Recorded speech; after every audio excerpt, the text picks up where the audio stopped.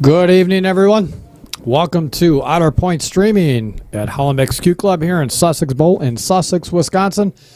I am Brian Hallelujah Hollenbeck, and joined in the booth with me tonight is, again, a good friend of mine, Mr. Jack Wagon, Scott Jack Wagon Kugel. Hello, everybody.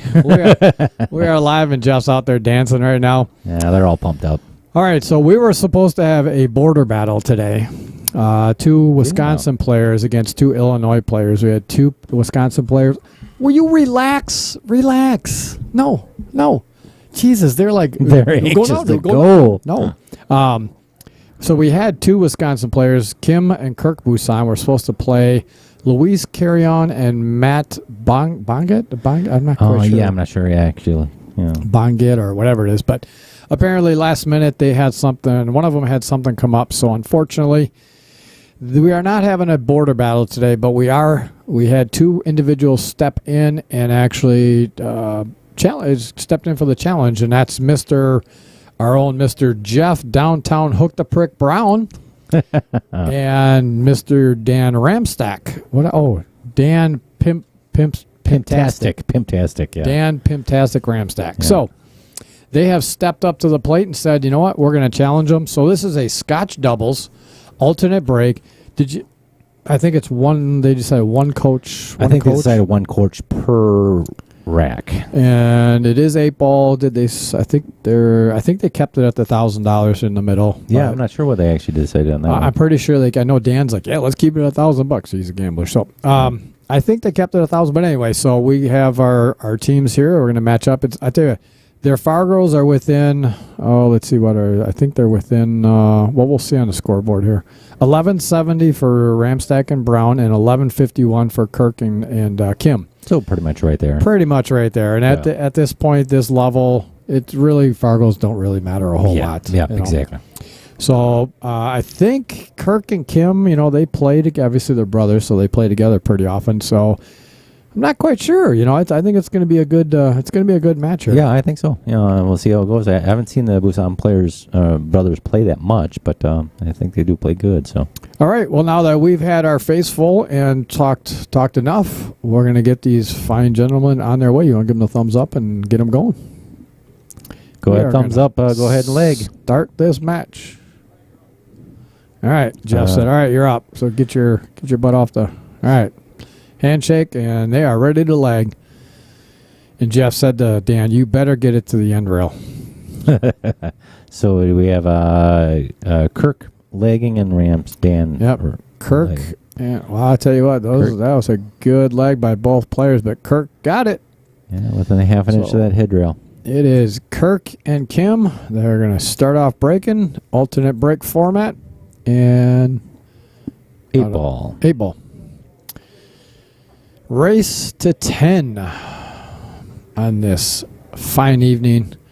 And Mr. Jeff Brown was, Jeff Downtown Hook the Prick Brown was complaining. He's like, man, I worked 10 hours today. You think I want to come and play pool? I said, just shut your trap and play. Yeah, if he's a pool player, he'll play pool any time of the day. Yep, shut the pie hole and get out, get your cues and get over here. He's reluctant to fill out the player profile sheet, so we'll have some little fun with it later. See what he put in and what I can add to it. Someone sent me a photo, and I can't for the life of me find the damn thing. I wish I sent. I think it was Dave Dolly actually sent it to me. He sent me an old school photo of Jeff. And I look back through the messages. I can't find it. I don't know what I did with it, but I think it was Dave that sent it to me. And oh boy, if we could put that up, that would be fantastic. Oh my God, I so want to find it so bad. So bad. Well, Kirk came out dry on the first break here. Sends Ramstack to the opening shot. Yeah, you commented. I'm going to look for that photo. I got to find that photo. I have to. It was hilarious. Well, I think either set looks really pretty nice depending on what he feels comfortable with his opening shot. But I think that stripes are probably the call here. Play the 15, then all those colors are going to kill me. The 12, and then out for the rest of the balls there. The pink 12. The pink 12. So nothing to do here, just a smooth stop shot, punch out, perfect. Yeah. Yeah, he got on that 12 ball. Only trouble ball he really has to deal with and get around is that 9 ball, ironically, in the middle of the table. So, yeah, the 9 ball goes in the side, though. Yeah, but he's got to have a ball to connect to that back side. So I might even try to go for it right away here. Come off of one rail and spin backwards. Yeah, you might as well. Because if you go too far, you have the 13 up the corner pocket. You have a lot of other options to get back down on it. But try to get on it right away and then be done with it. Was it Dave Jenkins that sent that? Oh, God, I got to find it. I have to find it before this match is done. Oh, I think Jeff was trying to give a wiggle on it. A little bit of a rub, yeah. Unfortunately, just missed it. Mm. They still have options to get back down for it. And they could leave it, they could leave it as our out ball and get down below if they get correctly on the rest of these balls. Yeah, you just hate to have that because you're coming onto the line on the 9 ball to get for an out ball. So it's the tension builds as the rack goes along. It's not ideal, but sometimes you got to do it.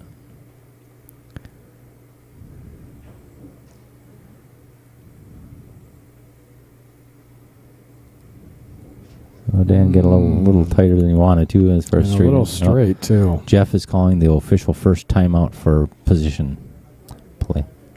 So they get one coach per game. Rack, yep.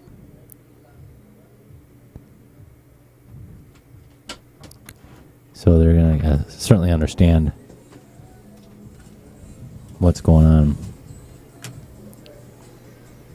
Did you want anything to eat? Oh, now that you bring chicken tenders and that in here, holy moly! Right, and I bet you're smelling it too right now, aren't you? Yeah, pretty much. Yeah. Maybe I can share with the fans my smacking of food again. Last time. That's why I'm gonna mute myself here. Hey, where did you get the picture for Jeff on the screen here for the for his player profile? On his it was obviously an older picture, a younger picture of him, but it was on his Facebook. Okay. He looks so, I don't know, as far as proper there. So Jeff's pretty straight here. This is always a tricky shot to come out. You can either elevate a little bit and do a little masse out, or try to just draw straight back and spin out. I should have picked a different picture for him because he does look too proper there. Yeah, he's like, oh yeah. He's gonna probably draw back and spin over. Or if you don't even need to spin over, I think that's. No, it's gonna get dicey. As I thought, that 9 ball was the only odd ball in that whole rack. Yeah, just didn't get to it right away. So does Dan try to get on it here? That'd be tough. I think he's a little steep on this one. I mean, he could possibly run into 3. True, and then he's got the 11 ball. That's not got the 11 ball. That's not a bad. Just play it with speed, but because he definitely can't get below it. But if he can spin, try to run into the 3 and push it just a little, get the 3 out of the way. You just want to be careful not to push the 3 towards the 8, though. Correct. Yeah. Or the 9 towards the 8.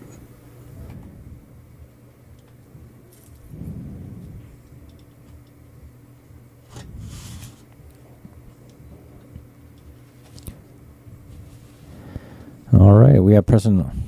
I gotta get Scott on his duties again. Sorry, folks. Hey, I've been so busy at this first rack, So Nicholas Heiser says, "Hey, have no fear, pool friends. I am here." Holy smokes! Nick. A little pool What's up, watching Nick? before a pool league.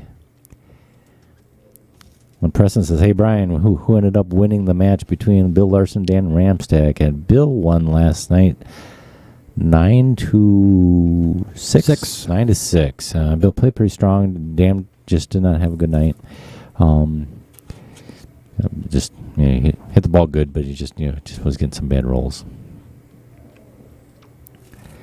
All right, Jeff's just got to find the spot here, and boy, he's kind of in a little bit of a pickle.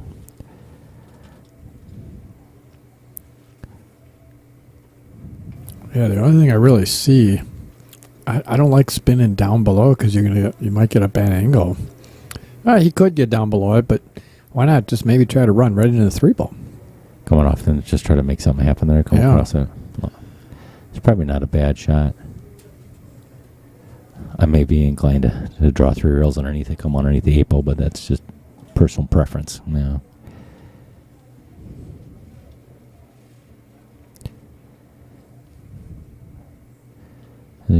Jeff does he does a lot of setup, and he really before he pulls the trigger, he wants to make sure he is as right as he can possibly be. Yeah. Just the 3 ball. That. Oh, can you see it? Yeah, you can see it to the side pocket. Dan's got to draw out of this one to come back. He's got to do something. He's got to move. Yep. You got him a shot on it, but yep. Yeah, that's going to be tricky. You almost have to come maybe 2-3 rails back.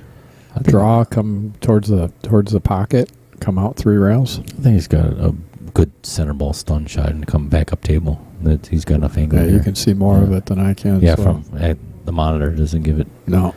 So it just cut it to the backside of the point. He's got plenty of angle to go down and up.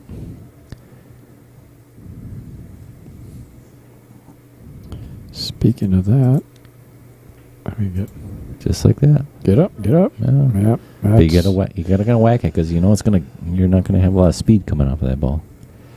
But Jeff's got a cuttable ball, especially when you're this close to the ball too. That edge is really clean and clear.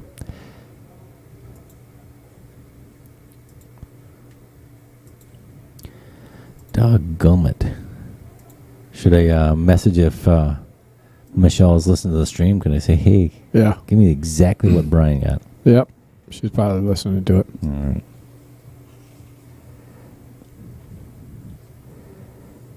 Bill was a banking machine, Nicholas says. Yeah, he actually hit some really sweet banks. He was a little disappointed in the tail end of the set last night, but yeah, he hit some really nice banks. His opening 8-ball bank started a few other banks.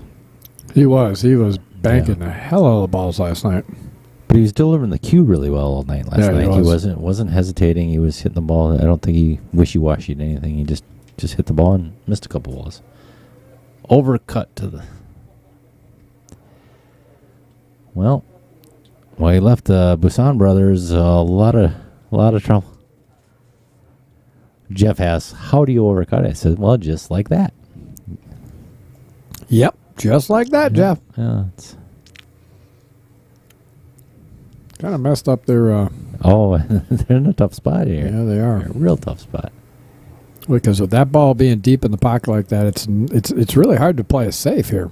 Yeah, you almost... And then you...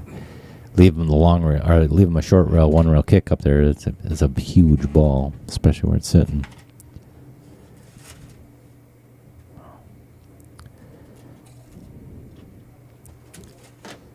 You almost want to get underneath that 2 in the 4 ball, and then push the 4 ball in front of the 8 ball on that rail. Not sure. To play it safe.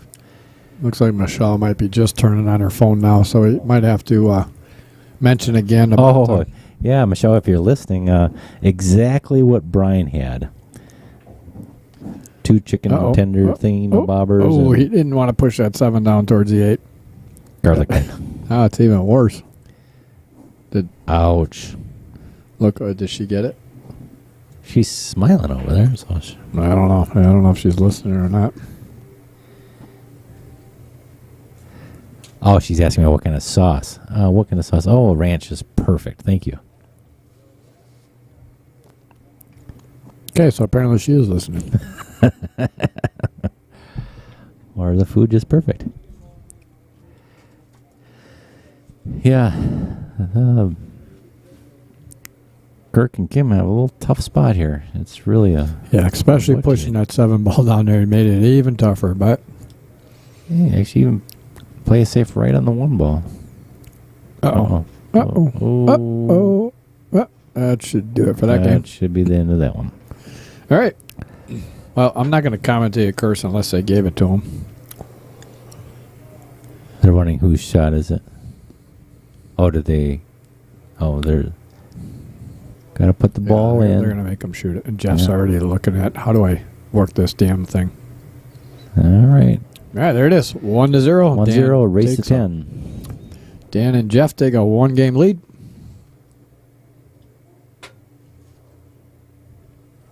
Appreciate everybody tuning in and watching this match. Please get out there and like and share the stream as much as you can.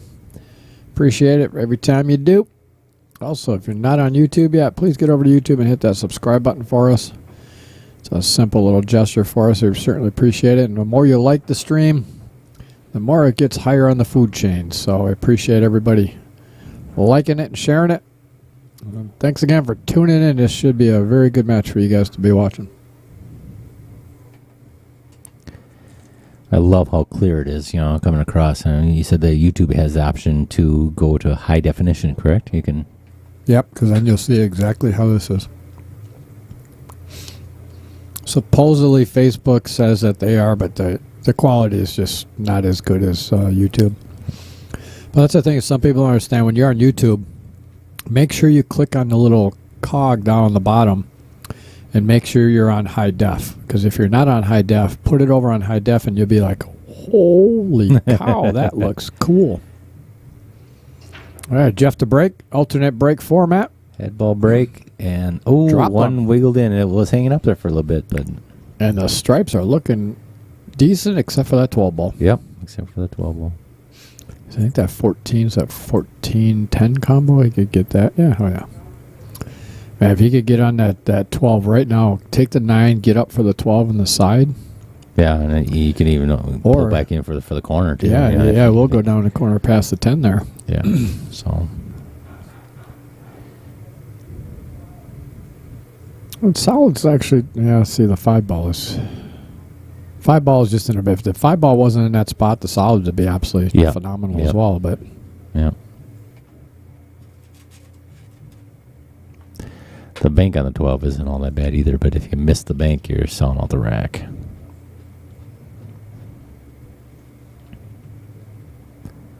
So certainly, I think the 9 ball is the right shot, Brian. To he could take the 9 here, come back, and if he ends up short, then they could try the bank on the 12, because then you're not selling out, because that 5, I'm not quite sure.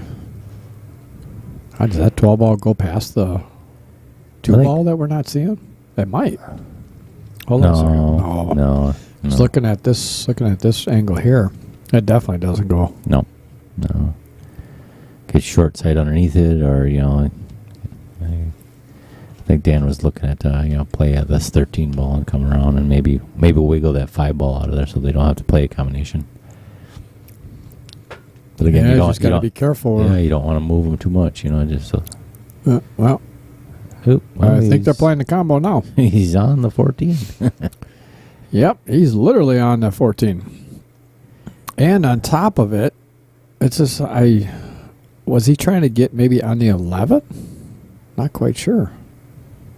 Yeah, I think he was trying to come over and tickle one of those balls, just enough. But I think it's either do or don't. Back to the overhead here, you can see just how tight that is. It's right up against that ball. Yeah, if he shoots away, it's throwing the ball the wrong way. So it's he's got to probably lay up safe here.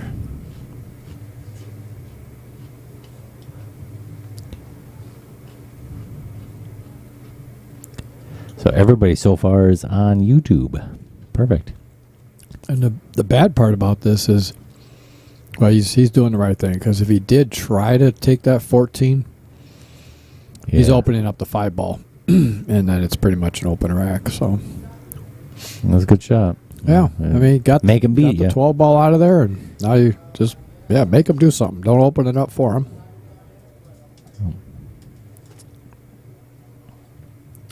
Because the worst feeling in the world is that you get through a rack and then you miss a ball and you just leave them all the ducks out there, or even just an open table for that matter. It's just where they just have to play ball to ball to ball. Versus, right. They got to think a little bit. Still have to execute, but it's. So he's going to try to rub that 5 now. Yeah, I think he's digging into this a little bit. Went backside of it. Another scratch by Kurt. Yeah. He got fortunate and kind of messed the 10 up and the 14. So he got fortunate there. I think the only shot really Jeff has is take the 10 in the side and rub the 14 out a little bit. Yeah. It's pretty much, if he can make that shot, get that 14 and rub a little on the 14, it's could be pretty much curtains. Yeah. All right, play basically just a little bitty punch and leave the 14 for the corner pocket without moving it too. But it's tight quarters over there. What? It's just basically stop shot right there. Maybe go half a ball forward, so then you can cut the 14 and come back up table for the 11, and then you're done.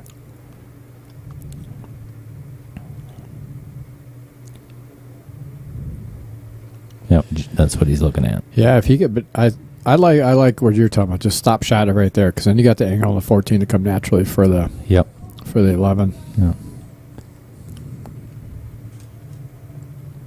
This one's always tricky. You got to play a little bit of outside angle so your stop shot drifts to the side a little bit, because you don't want you stick up and be straight in on this 14 ball. You want the angle, but the angle is the shot line is so tight on it. It's just put all your effort into making the ball and squishing the ball. That side pocket becomes a lot smaller in these shots. Sure does. Drilled it though. And he got perfect shape on he's it. got that outside angle. Yep. But like you look at the overhead, it looks like he's hooked. Yeah. No, I'm looking straight down the line. It's like he's perfect. Yeah, that's why some of them just don't look correct on the overhead. Yeah. Well, all Dan has to do is you just roll forward a little bit here. Then he'll maintain an outside angle on that 11 ball. Don't punch this because you're going to be on the wrong side of the 11 ball.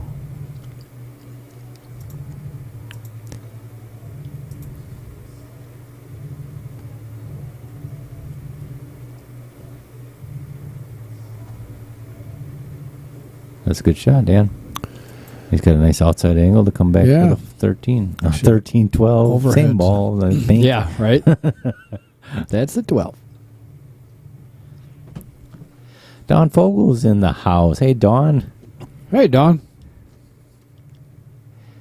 Feel free to call Kim and Kirk any funky names you want, but Bussan is pronounced Bussan. Yep, Bussan. They actually called me on their way here, and they're like, okay, you know what? I think I did screw it up when they said to me, like, all right, are you going to at least say our name correctly? I said, okay, how have I been screwing it up? They said, it's not Bussan, it's Bussan. Okay. I'm like, we'll see. We'll see how I feel. So Bussan. Bussan, yeah. So Sen. like the bus. Bus and then sen. I'm not quite sure what he's thinking here. Why don't you just roll forward? I think you're taking too much risk trying to draw into. Yeah, I would just roll forward. Just roll forward, cut that ball in, and there's no sense in trying to draw backwards to go into a shot line, whereas the shot line and the cone's right in front of you. We got a lot of players in the house tonight. Not a lot, but 4 or 5 tables of it.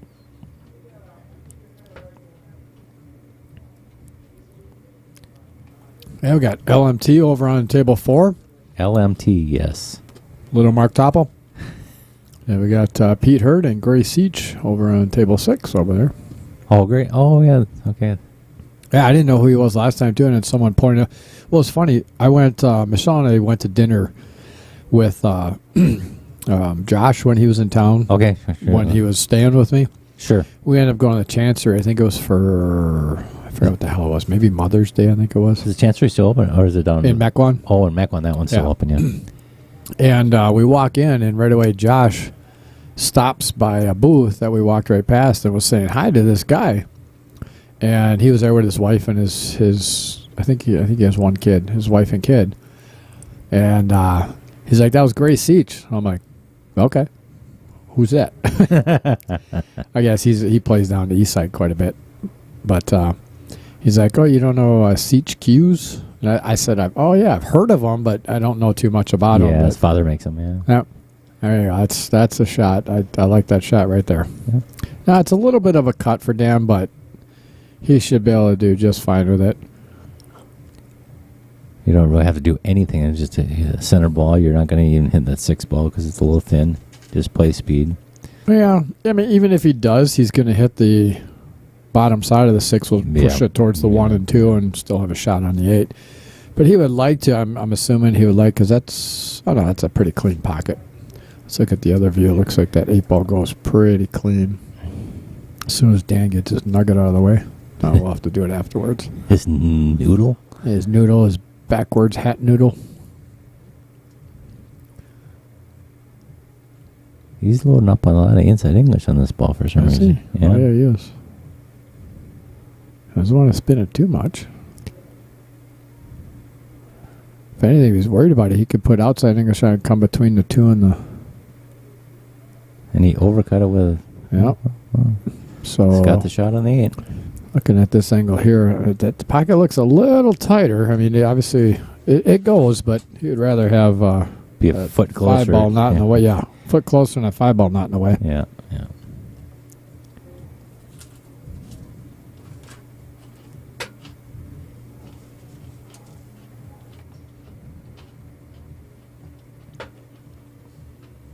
I see Jeff J. putting this in the hole.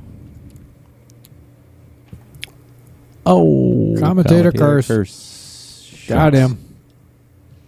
He popped up. Yes, he did. He really popped up out of that one. All right, let's going to give Kurt and Kim an opportunity. Kurt and Kim Bussan. Bussan. Oh, wow. Look at that parrot. Who made the parrot? The same guy? Jeff, yeah, the guy.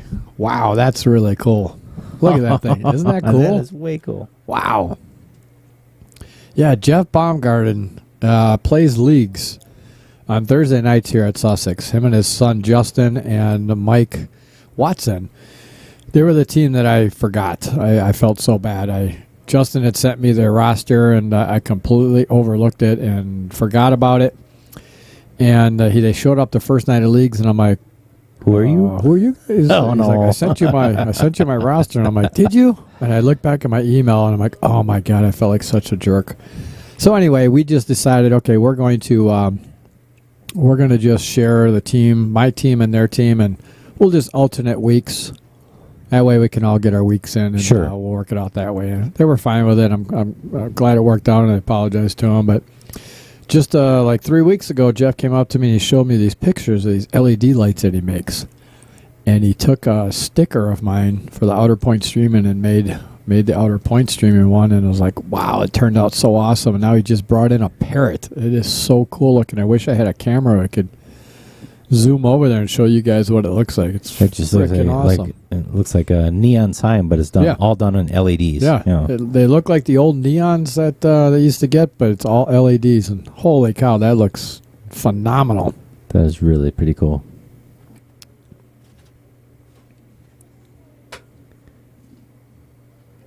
Well, they got a good chance here.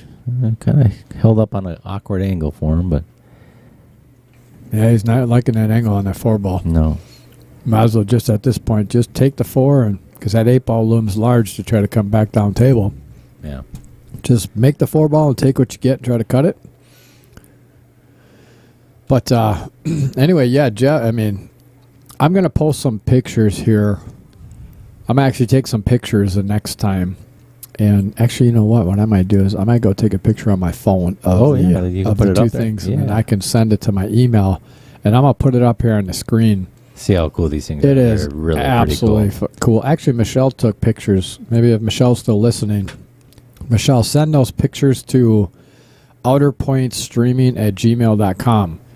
I can post them up here, and I'll show you guys. And I'll tell you what, if you want one of these done, man, this is the guy to call. These are absolutely phenomenal. Cool. Or pretty reasonable. Did he do it as a promo, or did he actually? Yeah, he actually did the one for Outer Point Streaming. Just paid for the materials. Sure. But that one there, because it's so large. Okay, sure. It's like a 2. See, this is where that 8-ball looms large to come in.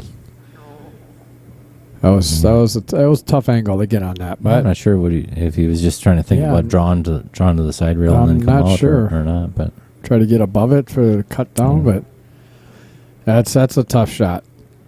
But Kirk has a couple options here. He could either try to bank it, or he could just play it safe too. He could just rub the right side of the one, try to kick it out far enough to hide it, or put the cue ball down on the other end of the table. Yep. So Fred Renner's chiming in. He's in the house. Hey guys, Team Bussan for the winnies. Bussan. You said Bussan. She's going to pop through that screen. And Bussan, right? Bussen. That's how she phonetically put it out there. Yeah, like a bus. Bussan. We'll get it right. Maybe I told him I told him I wanted to put the French twist on it. Bussan. That's why I was, saying it that way, because it sounds more Frenchy and more, kind of cooler. Well, he had a lot of fun. I think it was, I don't know, it was a couple weeks ago with Mississippi. And his name is Well, actually, most people think it's Dylan. Yeah, it's Dylan. But it's Dylan. Yep. And we were having fun with him, and I was calling his match, and I was like, Dylan to table 3, Dylan. and I thought I was saying it wrong because I thought it was Dylan. No. So, and then I had told Barb that story. She goes, no, Dylan is how you pronounce the name. Exactly how you man. I just, So you thought you were being funny. I thought I was being funny, and I really wasn't. It I was was just a complete fail. A complete crash and burn.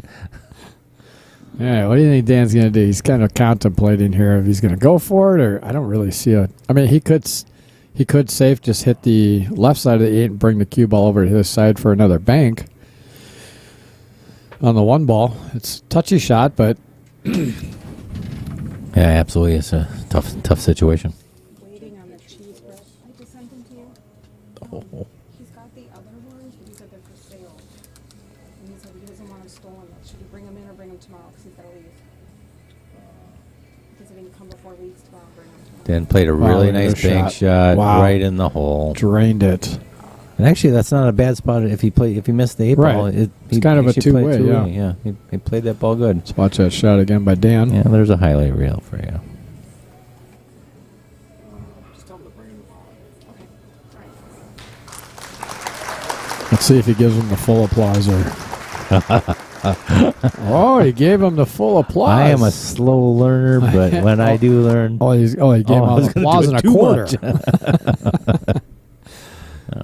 All right. Okay, we got a score of 2-0 in favor of Dan Ramstack and Jeff Brown. Alternate break format. So we got Kim Bussan breaking this one here. And just whenever you want me to mute it, it's right here. You want me to turn the light on so you can see where? Ooh, did he? Ooh, yeah, I think he crap racked himself. Ouch. This is going to be a little bit longer of a game. There you go. Yeah, we don't want to hear Scott chewing over there, so he just muted himself. So, all right, well, folks, get your popcorn out because I think this game's just going to be a little bit longer of a game because I think Kim crap racked it, or did Kirk rack that for him? Not quite sure who racked it, but whoever did, they crap rack themselves. I like what Jeff's doing here. Taking this 5, and he can actually move some furniture here, which he definitely moved some furniture. Wow. Actually, almost worked out pretty good for him. But looking at the overhead here, you could tell that he's going to have to run into that 4 ball just to tap that 14 out of the way a little bit, and he could do it right here. If he could make the 2 ball, just rub the 4 a little bit to tap the 14 out of the way. Because then you got the 3 ball, get back on the 4 ball, come up table. The only thing you could be concerned with then is where you taking the 8 ball. So you could actually, if you rub that 4 ball, get the 14 out of the way, take the 2, take the 3, come up table, get these balls out of the way, and leave that 4 ball for last for the 8 ball in the opposite corner there. That could be a possibility here. Almost looks like I'm not quite sure. Is he jacking up on it? Is he trying to get on this pretty hard? Well, I'm not quite sure if that got anything accomplished, unfortunately.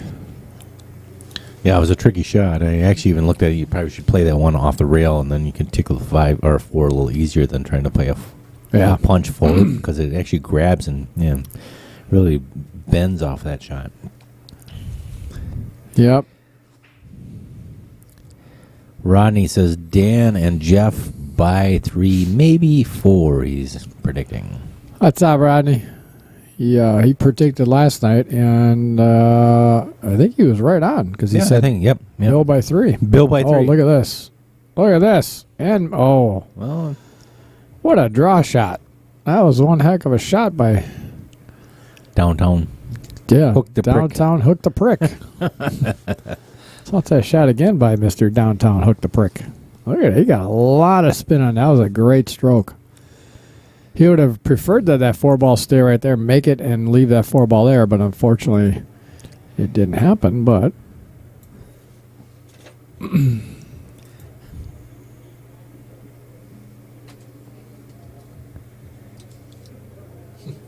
yeah. Oh, he said. Once I said it, he's just like, oh, I think that's going to stick. And, yeah, it's sticking there, buddy. We have their player profile cards. And Jeff Brown says his favorite place to play. He didn't really tell us where the favorite place to play, but his favorite place not to play, but we're not going to share it. favorite place not to play? Yeah, he says not Sussex. Oh. He's being goofy. You know, he's here Sure. almost every Friday night, so you can't tell me he doesn't like playing here. Wait a minute. Where? What? Is that him? No. No. That's not him. That's Dave Dolly for sure. Yeah.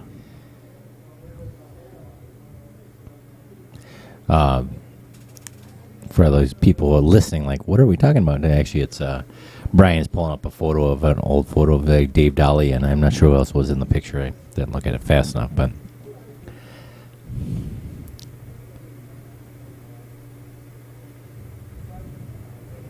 so Jeff and Dan are trying to decipher what the best way to approach this rack is. Do they back cut that 3-ball?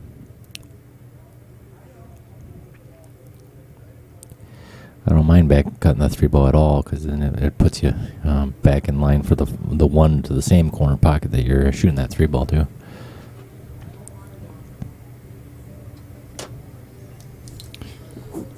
Sorry, I was looking. Actually, you know what? While they're talking here, I'm gonna pull up those pictures. Yeah, see if we can grab those pictures to Michelle email. Yeah, she sent them. Awesome. Yeah, you look at the LEDs on these things. You can't see, typically you see LED hotspots and stuff like that, but you see these, whatever filament or whatever lens he puts on top of it. It's incredible. It looks like just a plain old bona fide neon sign. Yeah, it's awesome. This might not be a bad play. He's playing it safe here. Is he? I think he might be trying to pocket the 10 ball and get underneath there. I may have left the 13 to the side.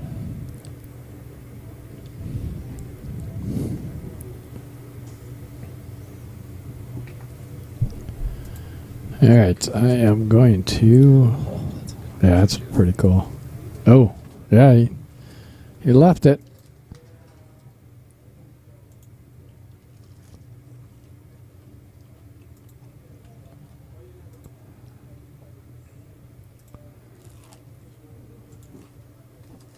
You did not mute yourself. We can hear you. You jackass, you hit the wrong one. I heard you chomping in the... Guess I got to turn the lights on for Kugo because I heard him chomping in the microphone, so I apologize for that. Jesus. All right.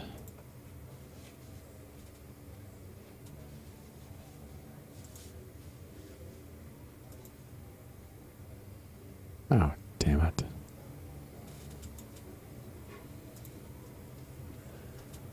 All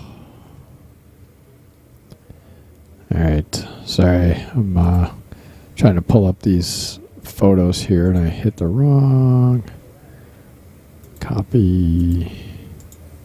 Paste. There we go. All right. All right, so Kirk has just got to be careful. He's got a good angle here. He's got to be careful not to slide behind that one ball. Honestly, I'd just run right into the one. Just put some top on it and run right into the one ball, because then you'll have an angle to get from the 13 down to the, whatever the hell ball that is, 15.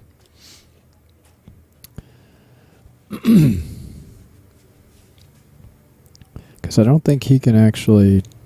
I really don't see any other options for this. Yeah, your shot is correct. Yeah, just roll right into the one ball. Try to even on the bottom side of the one ball if you can. Oh, wow, he hit that Whack really it good right there, I guess. Wow, he hit that great. That was a phenomenal shot. Did he go inside that one ball? Oh, no, he punched Went outside the of window. it. Yeah, that was a great shot. Can't ask for anything better than that. I'd like to give him a little angle here, but I think he's just fine. Yep.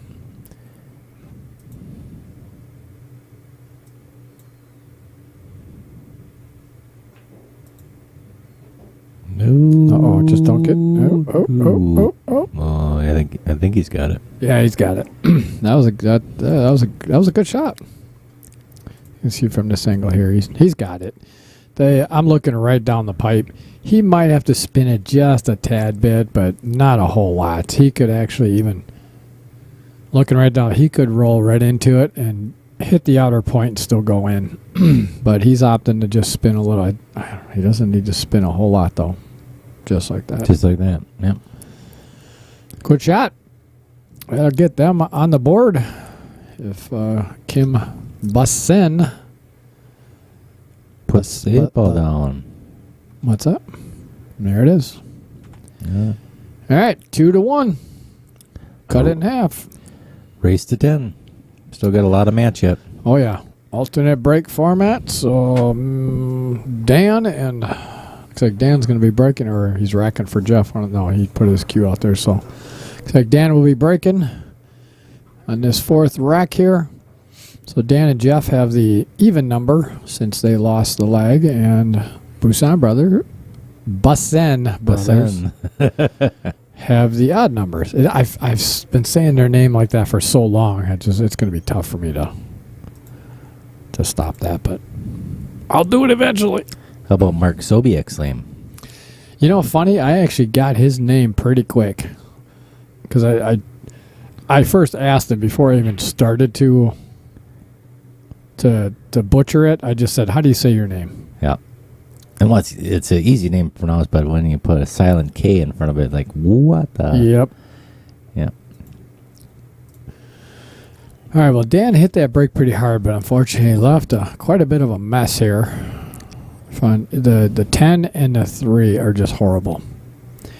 So you almost want to try to get that on now, but the problem is if you use the 15 ball to break that 10 out, you still got the 9 to worry about. Yeah, there's a little bit of... And the 12 that you got to worry about.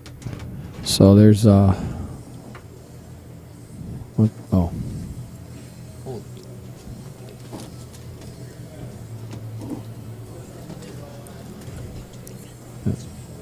Oh, and he misses the opening. Misses the opening shot. So I'm going to actually... It's actually probably the right shot to play. You know, he's got...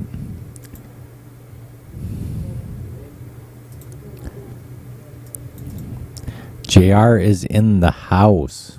What happened to the other team that was supposed to play? Apparently something came up for the Illinois team. I don't know what happened, but it turned into a little scramble to make something happen, and Brian made it happen as usual. It was a lot of back and forth between a lot of people, so good thing it worked out. So Jeff was able to get on that, take the stripes. They still have some work to do, though. Yeah. The 9 ball's in a poor spot, and the 10 ball for sure, but, yeah.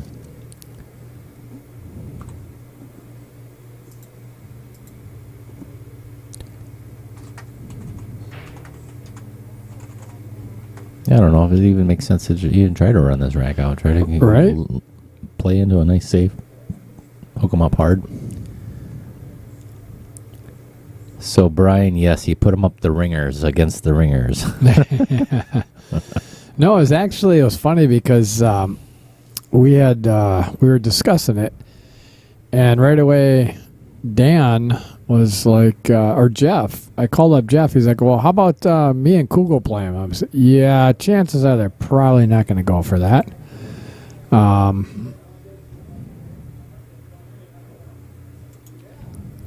Then it went to, he was asking about Mark Sobiek. And Mark Sobiek, we happened to just see that he posted something, he's in Atlanta. So I'd sent him a message, and he's just like, yeah, I'm down at, he finally ended up calling me. He's like, yeah, I'm down in Atlanta right now. I said, oh, well, forget that idea. All right, so I'm just, sorry, I'm kind of off to the side here. I'm just adding these images. Oh, so you can put up on the screen Yeah. for everyone to see. That's awesome. These are cool. It looks like Dan's going to try this 11 to try to tickle that 6 out of there and maybe make something happen. Wow. Or just plain old make the 9 ball, make too. the 9 ball, yeah. Yeah, I think they're getting a little bit too deep into this rack that they should have laid out. Yeah, because you're taking all the pawns off to get at things, and honestly, I right now I would just play it safe right now. You almost have to leave that 14 ball there to break that 10 out. No. I mean, I wouldn't try to. You can just I don't know stick if them on I'd the try backside of the 10 ball. Yeah. Freeze them up on the side of the 10 ball. Yeah, that too. Yeah, because then you could stop. Well, you got to make sure that you freeze them up on that, because otherwise, if you leave Yeah, that you leave 5 them the ball 5, accessible, I mean, you still have. What is he doing? Is he Playing to making that ball? Yeah, he's shooting it on the corner pocket. Well, he hit it good, but not think quite sure so. what that did for him, though. Jacked up over a ball. I think he was trying to get it, just a little less so Dan could come across the table and try to run into that 10. The 10 and 3. Jer says the brothers play pretty good, you know. Yeah, actually, They do. Yeah, they hit the ball Absolutely. good. So here's the first picture.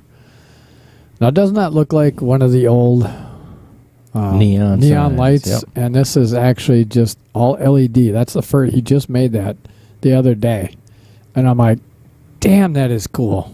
That is really cool. Oh, yeah, it's really cool. And then, so we're gonna watch Dan's shot here, and then what I'm gonna do is I'm gonna just give you this view. Here's a little better view. I'm gonna show you the next one. Okay, so you just opted for a safe. I don't mind that at all. Yeah. So this is the one he just brought in today that they hung up on the bulletin board. That's the parrot that he brought up. It doesn't do it justice because looking at it from over Yeah, here, you got some flashlight on it or something. you know, yeah. the light above it, because the light above it is flashing on it, doesn't look. But looking at it from over here, It's really deep and rich and red. it looks so cool. And then the last one, the other ones that he actually showed me before he made the outer points one, are these two that he had made. Isn't that cool? Yeah. I mean, it's so detailed. It's so good. The pool, and he actually said to me, he's just like, yeah, I was going to put these in my basement, but I'm going to probably have like maybe 4 people. So these are actually for sale. I think the parrot is for sale as well. So I can find out exactly how much he's looking to get for these, but they are so cool. And they are like, they're on a dimmer. So you can actually dim them down or have them as bright as you want. And they would look so cool in like a man cave for somebody. Oh, absolutely. So I will find out how much they are and let you guys know. Jer says he's got 20 on the Bussan brothers. Uh-oh. JR said that? Yep. All right, who you betting with? Jeff would probably take your bet. Probably. Jeff would call that a sweat bet, probably. Yes, he would. There's somebody out there that wants to take that bet. Let JR know. I like this shot if he doesn't push it down too far. Oh, and unfortunately, he gave the 3 up. Yeah. He kind of broke it out and gave that 3 up. So the only issue that the Bussan brothers have This is the 1 ball. is the 1 ball. Yep. They got to clear that pocket out and then get to the back side of that. Yeah, certainly not connect the dots at all, but, you know. Wouldn't you? You know what? I would almost. Heck, you could almost take this 4 ball right now with a little bit of draw, try to rub off the right side of the 6 ball. You'll kick the 6 ball out, maybe get on the back side of the 1. Yeah. You got some insurance coming down the table at Right. the 5 ball, so if you, Right. if you don't quite get there, it's probably not a bad idea. Hard part is you got to make sure to hit the thin side of that 6 ball to get over. Yeah, you got to hit that 4 ball pretty full with a lot of spin. Yeah. And you gotta throw it over, so you're aiming for the outer point. So it can be done. You just gotta hit it good though. He's going to lay up a He's safe going here. to, yep, combination at 1 and a 15 and lay up a safe right here. That's not a bad option. And he called the ball. Did he? Oh. No, he called a safe. Man. That would have been What? a smart chance to Yeah, call at the least ball. just call it just in case it goes. But he definitely left Dan and Jeff in a little bit of a pickle here. And he almost wanted, I would say, have Dan just roll that 10 ball back up on that 3 ball. You know, because you don't really have a shot here, so you might as well make something a little difficult for him. Just roll that 10 right back on that rail or right up against the 3. Maybe just on the rail if you can. Just so you have a shot at it if they miss. Uh-oh. And he didn't get there. Did not get there, unfortunately. So that's going to leave the Bussan brothers an opportunity. I shouldn't say unfortunate. I'm not rooting for either one of these, but unfortunately to him, he didn't get there.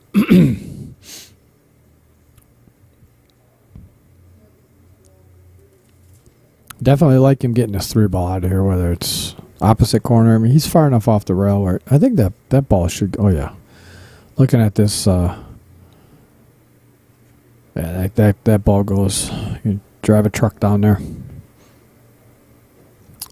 Ooh, he wanted to get over a little further, but he should be fine. Cut the 5 on the side to get on the 4 and the 6. Take those. And the tricky part is you just want to make sure you don't leave yourself a funny angle on the 2 ball, or if you're going for the 6 first, you don't want a funny angle on them. Oh, don't get on the rail. Eesh, that's going to make it a little more difficult for Kim. He'd like to be able to put some, because putting top on this, he could run into that 10 ball. He should be able to slide straight down table with it, but putting too much top on there is going to right there. And he ran into the 10 ball, but he might have gotten away with it. Oh no! Unfortunately, he got a little closer to that 2 ball than he wanted. That whole the whole shot before that from Kirk is just don't get on the rail with that to allow Kim to put the proper English on that he needs to put on.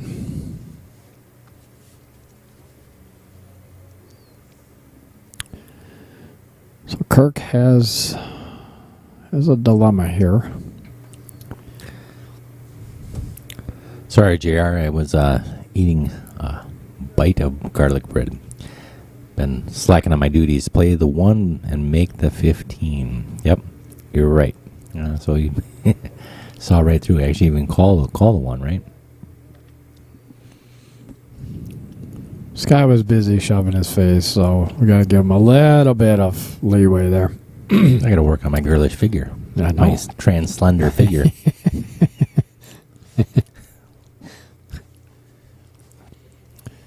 So what's he called it in the side? What?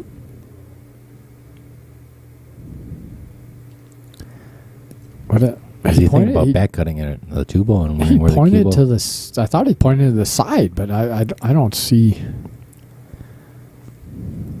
I was looking at the overhead here. That's almost a dead scratch. Yeah, especially if you cut it that thin. Yeah. No matter what English you put on there, it doesn't take much because you're cutting that ball so thin that the English doesn't really take off the ball.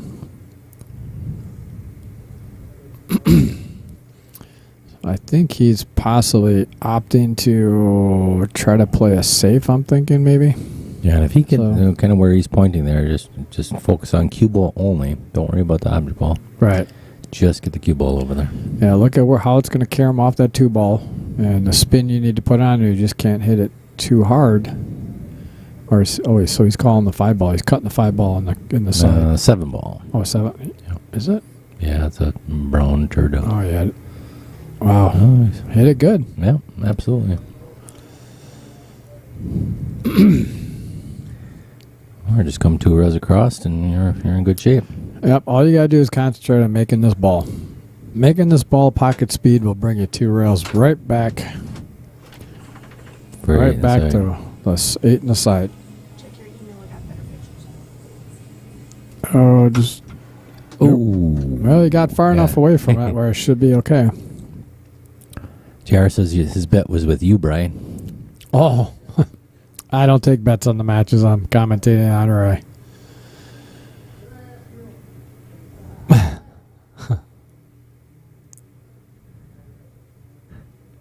Jeff wanted to see how close that ball was. See if he could potentially a double hit, but no, he's going to be shooting away to it because he's cutting it as well. Michelle, while you're out there, if you're listening, just find out. And there it is. Ties it up. Ties it up. 2-2. 2 in a race to 10. Ask Jeff if he's still out. Is Jeff still out there? Ask him if he's still out there. How much those other ones are that he's selling. These are the ones that he's selling. The cue ball and the stick with the hand, which are cool as hell. I told him, I said, look, Yeah, I two can, versions, yeah. I can hang them up here in the front, on the front of the booth, plug them in up top, and sell them for you. So, all right, back to this, and I'm actually going to grab, apparently Michelle said she sent. Well, Patrick Glynn's in the pictures. house. What's up, Hallelujah? Still trying to lock a day in for Dale and him to play. What's up, Pat? Yeah, I know. I saw that you guys were still talking on there and trying to figure it out. So, you guys figure it out and let me know.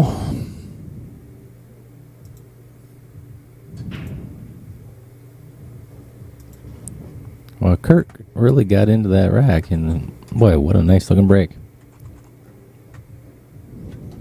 Wow. No trouble out there at all. None whatsoever. That was a phenomenal Just break. really the shots.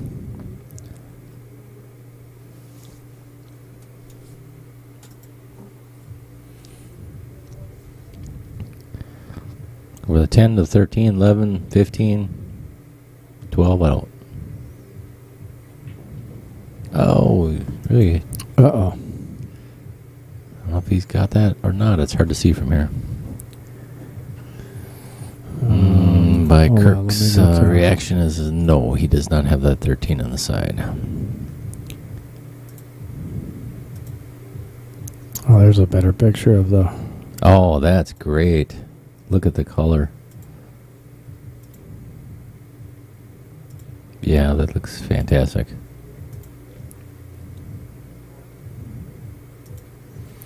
Yeah, I got some better pictures for you here of the kind of in the dark pictures, which kind of makes it pop a little bit here. So I did have a 13 ball.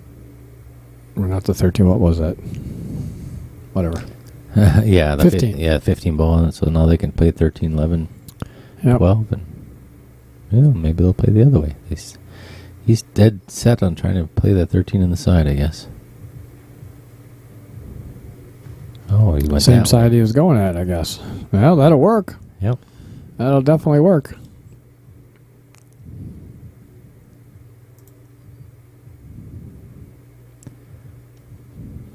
Just routine shots here. Yep, should be.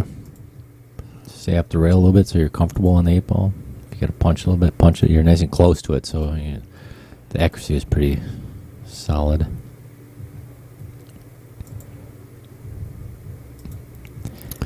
And Kim left him on the rail again, which I'm sure he's not too happy about, but it is what it is.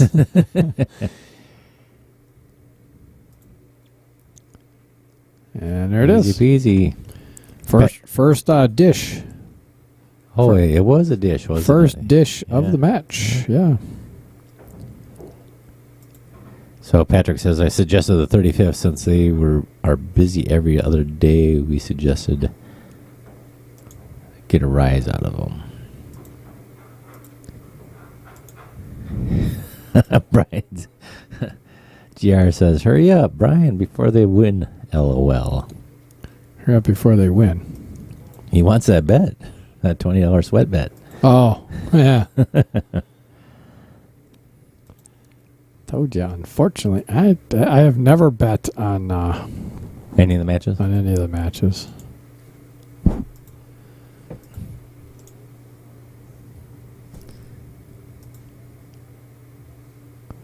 Okay, now that I got the pictures in there. Sorry, guys, hold on, let me get you to. Jeff with a head ball break again. Oh, he was going for the drink and got fortunate. I got But didn't make anything, though. Nope.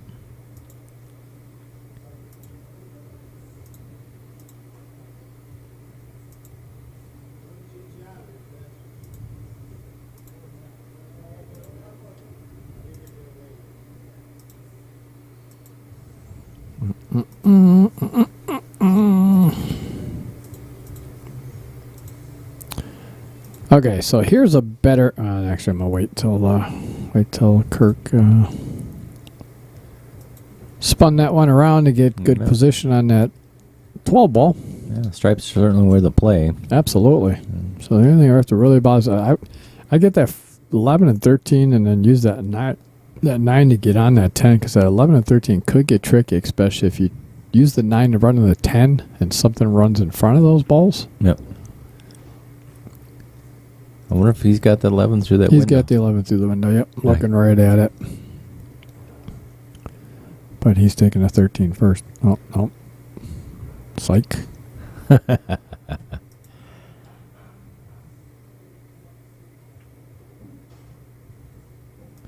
Okay, well, he could opt to run into the 10 here. Yep. Should give him some, just got to be careful of not tying that 10 on the 9. Tie the 10 on the 9 or push the 2 too far over. You just want to just rub it just to get some separation. He's going forward on this ball. He's going to hit the bottom side. Uh-oh. Yeah, I would have drew that ball. Well, he could dig into it and he could catch the bottom side of the 10 here, too. Yeah, but he better get good. He doesn't have any insurance. You know, he's got the 15 to cut if he hold it. I'm gonna quick show you guys this one picture kind of in the dark, which shows the true colors of it, which is so cool. That is pretty darn cool. And then here's the other one, kind of the same thing. That's so cool. And here's the parrot, which kind of gives a little more of the color, a little bit deeper. But yeah, it's color. Still when you look at the wall, it's just still not. Still doesn't do it justice. So JR says 20 on the brothers. Anyone? Bueller? Anyone? Bueller. So Kirk is looking at banking this. Yep, banking the 10 ball. Oh, I thought he made. Yeah, I got outer pointed. Outer points got him. All right, well, this is going to leave Dan and Jeff an opportunity. Jeff has got a confused look on his face. He's got a confused look. Well, he always has a confused look on his face. Yeah, he does, doesn't he? The best line he had so far that I've seen lately is he says, pool tournament's a great idea until you get there. I'm not quite sure why Dan looks like he's putting draw in this. Why? Yeah, I'm not sure either. He just wants to make it. Just sit it right there and just twisted the hole a bit. And oof. Well, that was kind of a weird stroke, but... Yeah, does he have the 1 ball there? Just to float up? Gosh, I'm not quite sure. I don't think so. I think it's too close to... I'm not quite sure why Dan stopped it right there. Unless, well, Jeff's getting down on it. So, again, it could be just the angle that we're seeing it different at. That looks like he might have that 1 ball. Maybe obviously that's what Dan was playing. Oh, wow, he did. Absolutely perfect. Wow. That was a good Jeff shot. Hit that good. He hit that really good.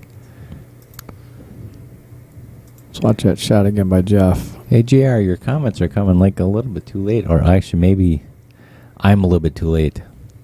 But it says 2 minutes ago. Bank the 10, leave the queue. Yep. She got overzealous on the bank shot, but that was a smart shot to bank that ball. Yeah, absolutely. If he'd have drilled it, they were out.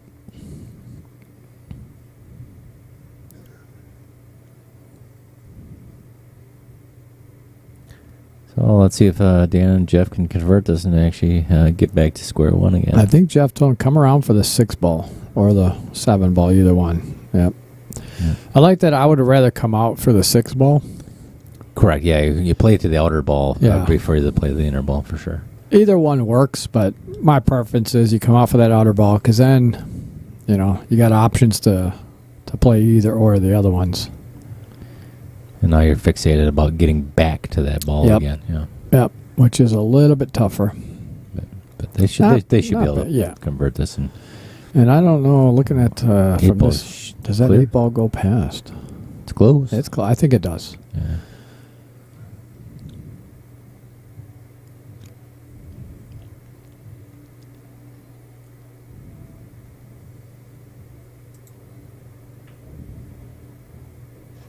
He just doesn't want to get. Oh, has he got the 6 yet? Yeah, no, I don't think so. I don't think he has a 6. He's got the 5, and that's about it.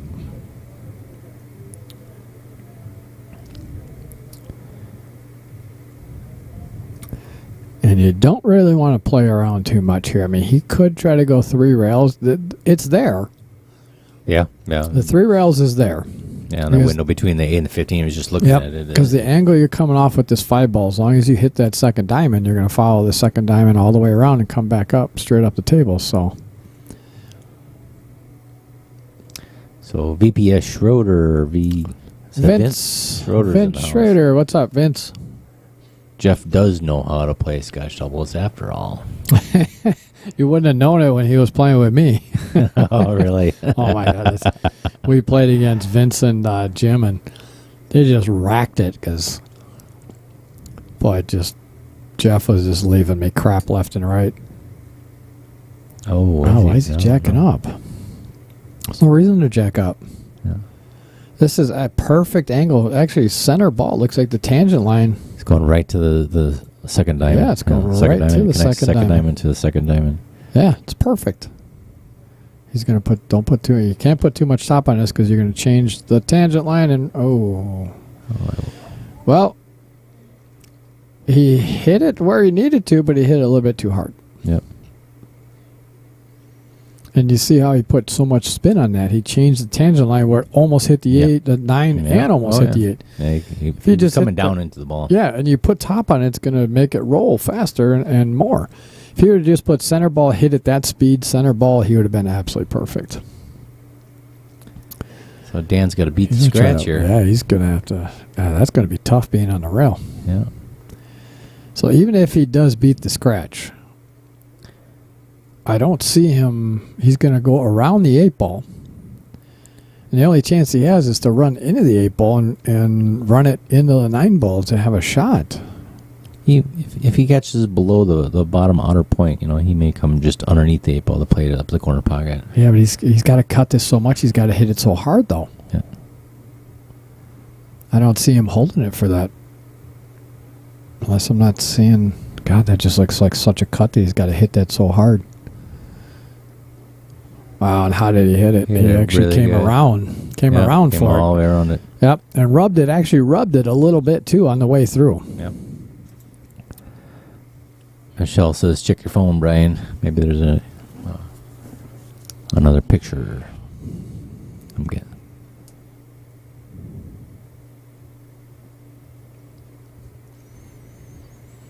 Okay, so I got pricing for those Oh, for cool. the lights. All right, well, that's going to give Ramstack and Jeff Brown a 1-game lead. Go to 3-3. All right, tied it up. Yeah, tie it up. Yeah. All right, so this particular picture is $200, and this one is $175.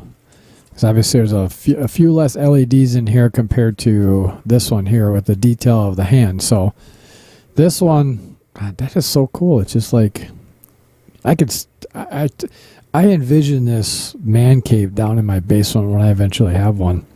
It's just going to have all the stuff like this in there because it's just so cool. So if you're interested in either of those, let me know and I'll get you in contact with Jeff. And if you have a man cave in your basement, you need one of these because they are slick.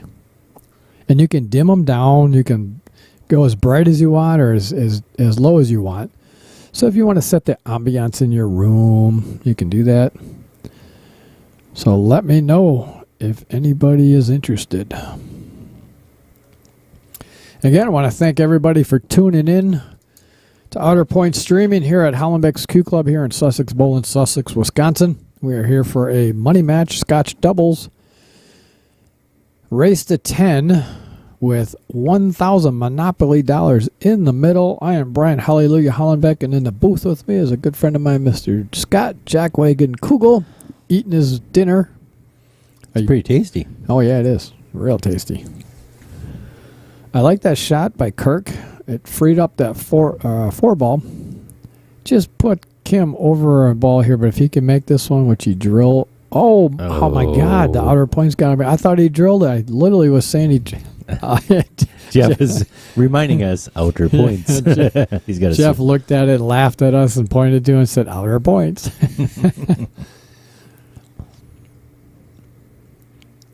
So Jeff's got a decision to make, or whoever's going to shoot this shot's got a decision to make.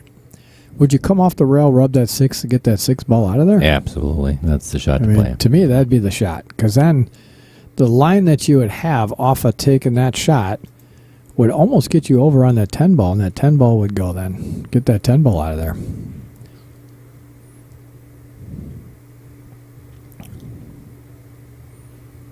Yeah, I think there's no question. I just play it off the rail, off the 6, come back in. Yep. It's perfect natural angle to get back right on that 10 ball. Come slide up between the 7 and the 10. Get that 10 ball out of there.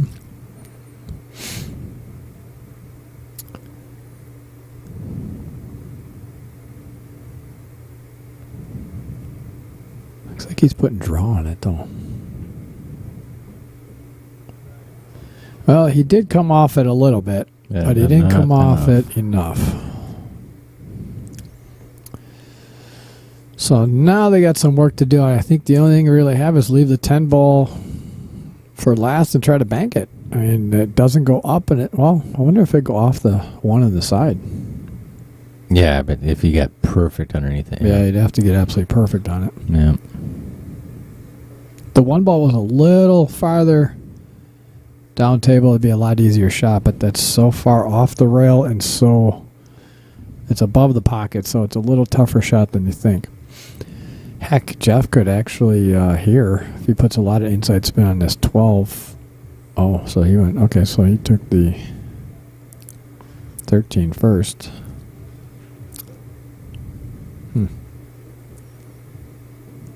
I thought maybe he was going to try to come inside, kick the 15 down. Yeah, but, I mean, you're moving balls at that point. Why bother? Yeah. And they could possibly use the 15 or the 9. He can even possibly use the 9 to maybe run into the 1 ball here. Try to knock the 1 ball in or get it out of the way. Oh, did you say I have a clear pocket? Yeah.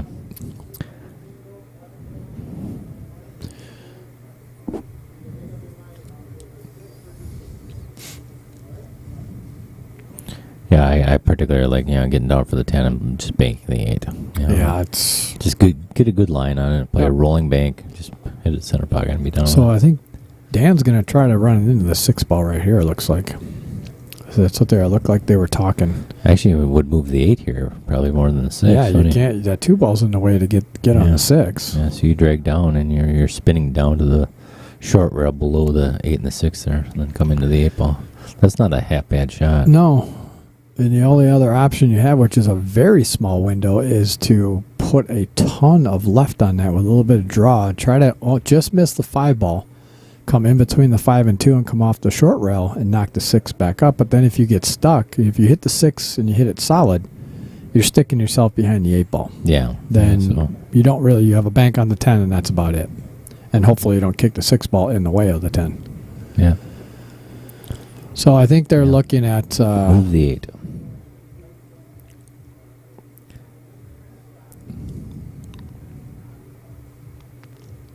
They're having a debate over there. All right, let's give you the side view so you can kind of look at what they're talking about. The angle they're looking at. Okay, so Dan's taking the 12 first. I think he's just maybe trying to get Jeff on a better angle. I can't read lips, so I don't know what they were talking about.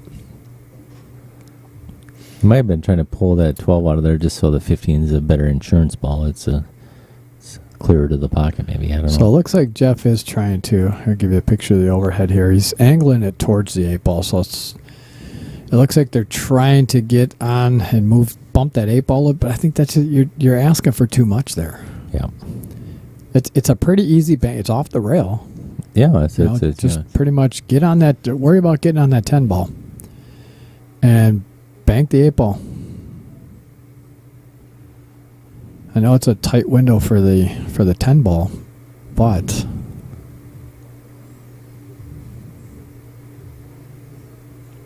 because you could actually spin too deep really easily and then completely miss the 8-ball and run it along rail above the 8-ball. How did he hit it? Hit it wow. Pretty darn good, Jeff. Yeah, see, we were thinking below it, and he actually was thinking above it. Or maybe he was thinking above it. And that was so lucky. Yeah. Well, I wasn't going to say it, but he got to it, and he got lucky with the lead. So hey, it's a great shot. It's part of the reason we play breakouts. You got to get a little bit of love at the end of it. Yep. Sometimes you get the love, sometimes you don't. And see, now Dan's pretty straight on this 15 ball. Is he? Yeah. Let's look at it from this angle here. Oh, no, he's got slight angle on it. Yeah. Yeah, he's got a perfect angle. If he just, a little bit of top, he's going to roll right in between that window between the 2 and the 7 ball. What's he doing?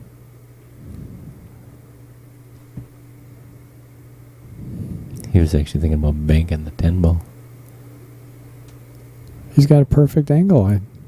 I know it's a small window, but he's got the perfect angle right here with the 15 ball.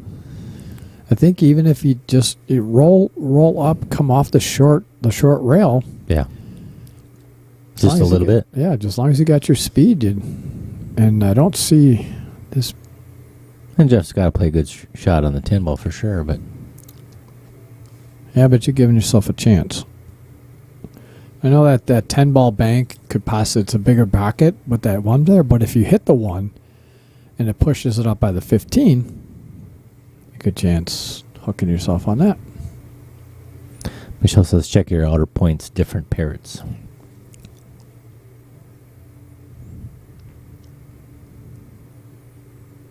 Well, let's watch Dan here. Ooh.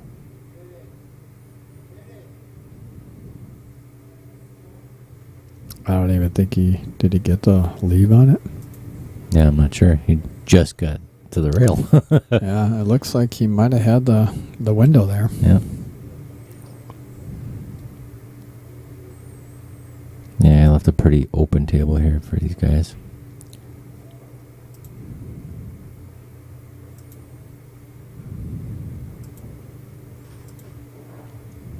Oh, there we go. That's a much better picture of the parrots. Yeah.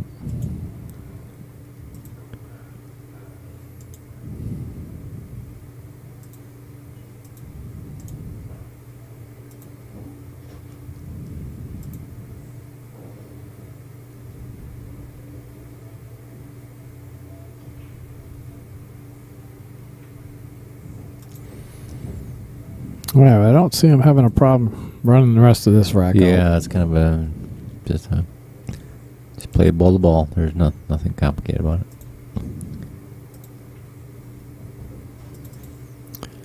Give me a perfect time here after this rack is done, give you a better picture of the parrots kind of in a dark setting, which I tell you, Kirk gave him perfect leave on this. Wanted to leave him an angle so he could just make this ball come straight back across the table. That's perfect.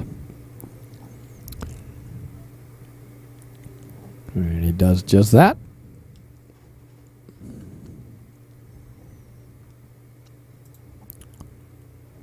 All right.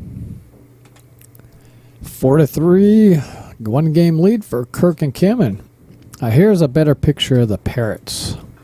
How cool are those? Yeah, those are pretty sweet. Those are really cool. So the one parrot that actually is on the right is the one that's actually hanging up here in the hall right now. Yeah, those are cool as hell. Oh wait, no, that's a different one because that one doesn't have a piece of wood that he's sitting on that one. So he made another parrot that's actually up here, and so these parrots must be in his backyard. Those are cool though. Wow, they look so vibrant too.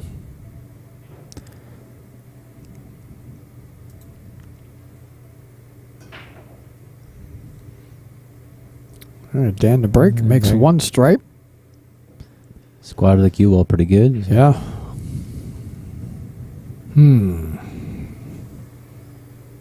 This could be a little tricky here. I like stripes, but this first shot is going to be key.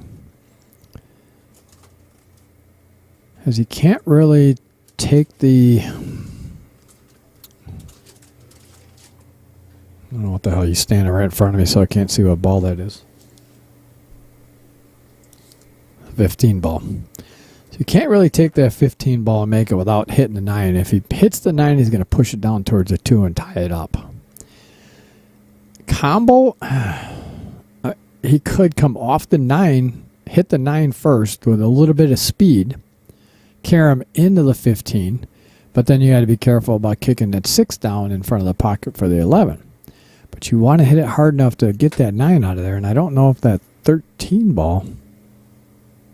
I don't know if that 13 ball can be made.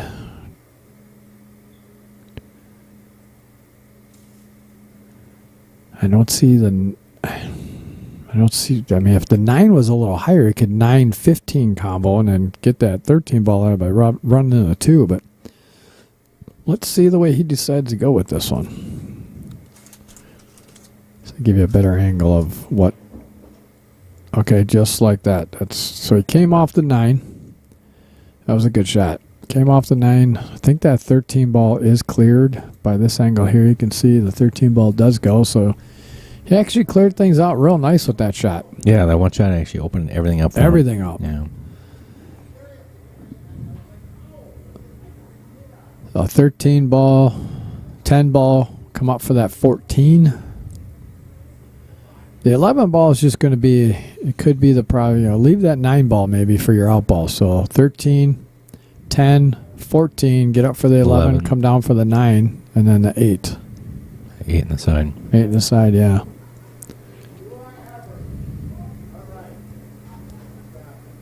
And Dan kind of left him perfect angle on this.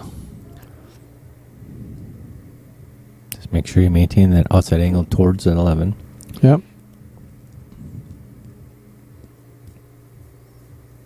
I'd try to run right into the 7 ball personally. Either run into the 7 ball or come short of the 7 ball for the 14 on the side. Then that'll give you natural shape to come up for the 11. Then 9. Yep. 9 and 8. She's got to make sure he gets the correct angle to come back here on that 14 ball. It's a little better angle here to... Yeah, you may have to play a little inside English on this one to get it to come out for him. Otherwise, it might come out real flat, straight towards that 14 ball. Well, he's one, that whole 45-degree rule, that he's one ball kind of forward or shy of 45 degrees. So hitting it center ball, he's going to come up towards that first diamond there. So, yeah, or just give it some top. If you give it a little bit of top, it'll change that tangent line to actually come straight towards that 7 ball.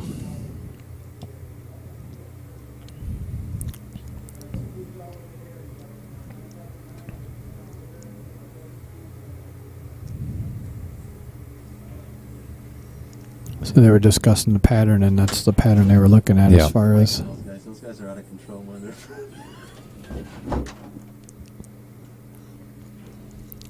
Kurt came in here and said these guys are out of control. I think they're out there arguing with each other. They just got to get down and shoot the ball. Oh, see, I think Jeff went too far on that. He had almost the right angle, but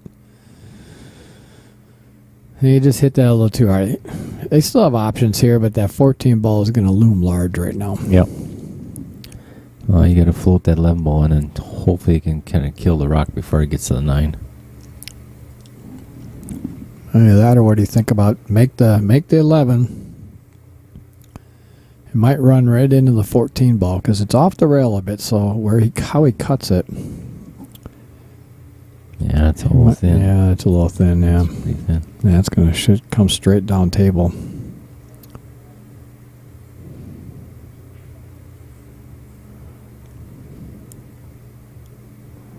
Oh, he did come shot. Wow, that was a great. Oh, I tell you what, that was almost perfect. Yeah. If he would have run right into that 7 ball, it would have been Just great shot. Right on the wire. Jeff might be doing an airborne here. Jeff hates jump cues. I'm surprised he even owns one. He hates jump cues and magic racks. If he told you, he'd burn them all. If he could burn them all, he would. We started playing again, and then he said, "What the heck are these magic rack things?" He just hated them. Yeah. If you ever want to talk to an old school player, talk to Jeff Brown, and he's got so many stories because obviously he used to own the Breaking Point. And that place was open 24/7, literally. They were supposed to be closed, but he said they were always in there.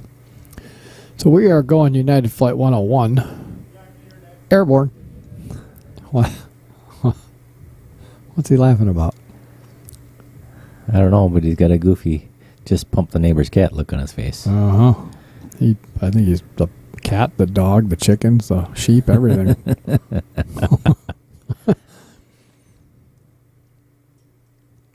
He's sticking that shaft in his back pocket. He likes that. Michelle says, "Is there anything that Jeff likes with laughing faces?" No. Golf. I think that's about the only thing he likes is golf. And then if you ask him how he's playing, he hates it. All right, let's see. Oh. Nope. Didn't get over it. So what you're going to see here is what Kirk and Kim have been doing pretty well. Like when they've been cleaning up, they just get in, bump, bump, bump, bump. They don't even really talk to each other. They just, not that they're playing exactly the right pattern and that, but they're just shooting the shots, getting a rhythm going. And this is one thing that Dan Ramstack had talked to me about. He's just like, he tried to get to the match with Kirk and Kim against him and Nick Karachi with one game on the wire. And they didn't want to do that. And Ramstack said, well, I mean, here's the thing is that you guys are brothers. You play together all the time, which they do. It is what it is. So they know each other's game real well. And that's pretty key in Scotch doubles. Absolutely. So do they have the upper hand? Possibly, but you still have to execute, though. Whether you know your partner's game or not, you still have to execute the shot.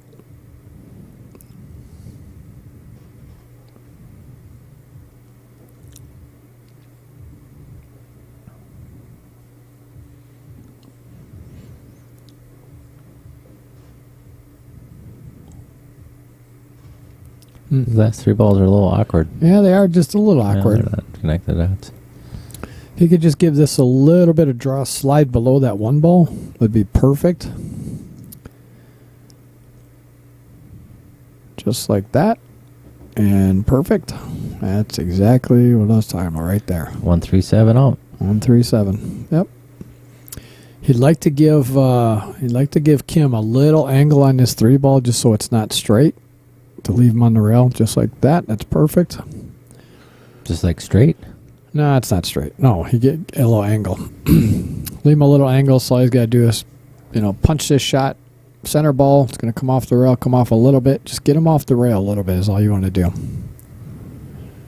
Get him off the rail so he's not stuck on it and put nothing but top on there, and you'll be just fine.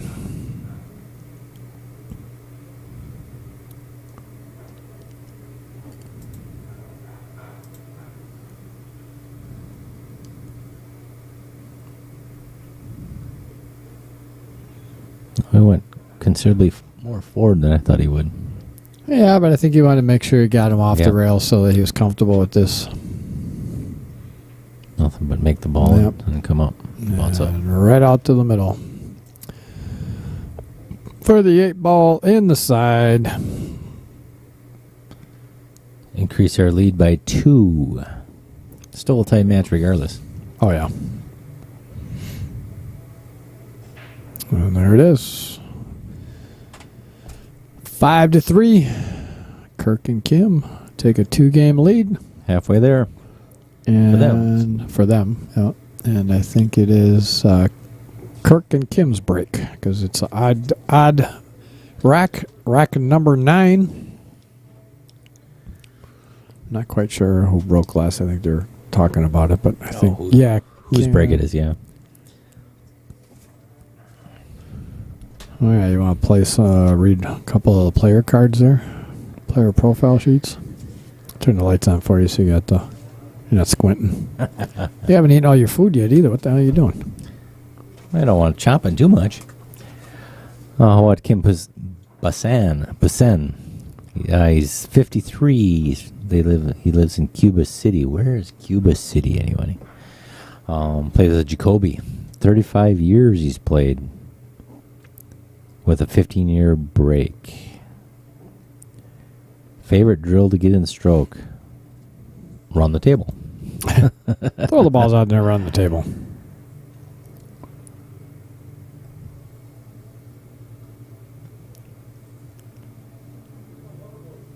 That's it. Oh, actually, I was trying to read his handwriting. That's worse than mine. Sorry, Kim. Favorite place to play in Wisconsin, or eat in Wisconsin, is Village Bay. Village Bay, where is that? No, probably maybe in Cuba City. Yeah, so then we got his nickname is Squeak. Squeak. If I'm reading his Kim Squeak. writing, hey, Squeak. Bussan. Squeak Bussan. What? He didn't have anything for something that people don't know about him? Nope. Nothing. I know something. Uh-oh. He's got a third nipple. Oh, boy. So everybody ask him about it. This is what happens when you don't put something on there. You get your own. You get your own. And he's got a third nipple, so everybody ask him about it when you see him. I'll tell you what, that was if he could see that 10 ball, which obviously he could, that was the key shot right there, because this is pretty wide open. All you do is connect the dots here.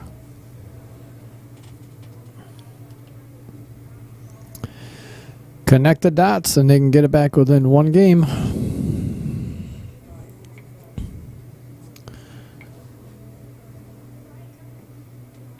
All right, for everybody tuning in, we have a challenge match, a Scotch challenge match. It was supposed to be between 2 Illinois players and 2 Wisconsin players. It was supposed to be a border battle, but unfortunately the Illinois players could not attend short notice. So short notice, we got Jeff Downtown Hook the Prick Brown and Dan Pimpstatic Ramstack to fill in. Pimptastic. Yeah, that's what did I say? Pimpstatic. Pimple static. Pimple static. Whatever, same thing. Pimptastic. So they are here to challenge Kim and Kirk Bussan. And the Scotch match race to 10 with 1,000 Monopoly dollars in the middle. Thank you all for tuning in. I am Brian Hallelujah Hollenbeck, and in the booth with me, if you're just joining us, is my good friend Mr. Scott Jackwagon Kugel. Yaddy doody. Doody yaddy. And so Jeff was concerned about where he was going with that, and kind of went 50-yard line on either one of those. Yeah. Jeff has got to turn his brain off for a minute because he's just overthinking things. He's got to get in perfect and just get in the whack the ball. Yeah. He's got pretty natural shape here to come around this 12 ball to get on this 12, but that 14 ball is going to be. Looks like he's putting some inside English on this. He's coming back for the 14 right away.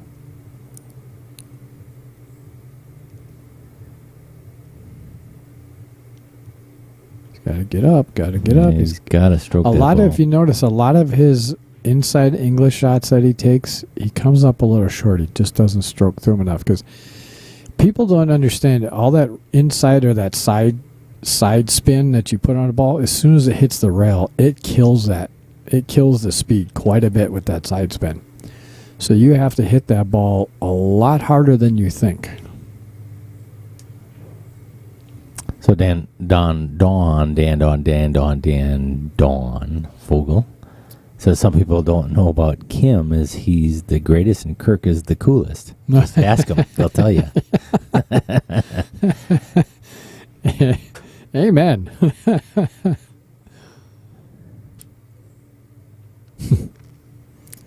Appreciate you chiming in on that, Don. We'll have to give him crap about that, actually. So the greatest and the coolest. The greatest and the coolest. Yeah.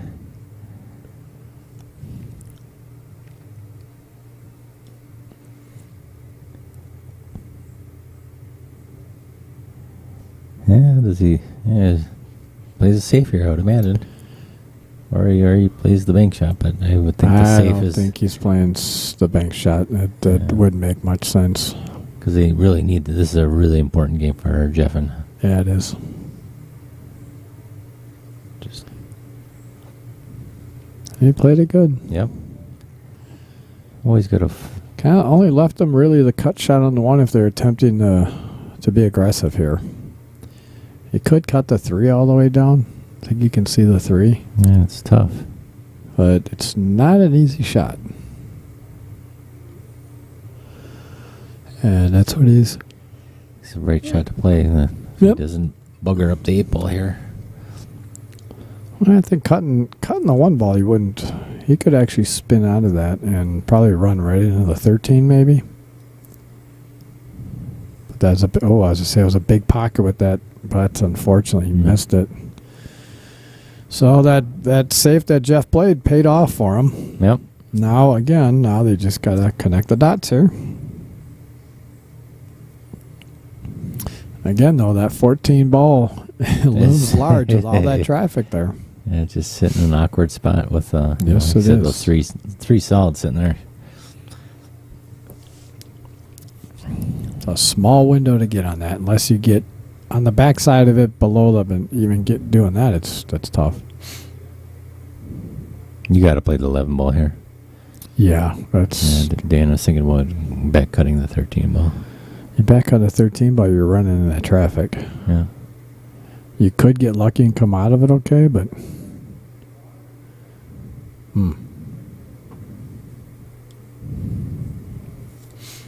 It's a lot of traffic that you're hoping to get through with that cut shot.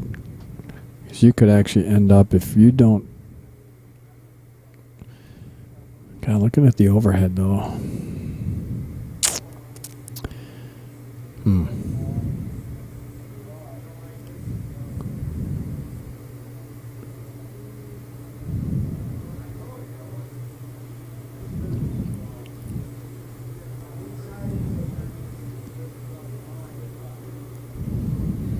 I think the play is the 11 ball. Just straight draw. Maybe a touch of right on it.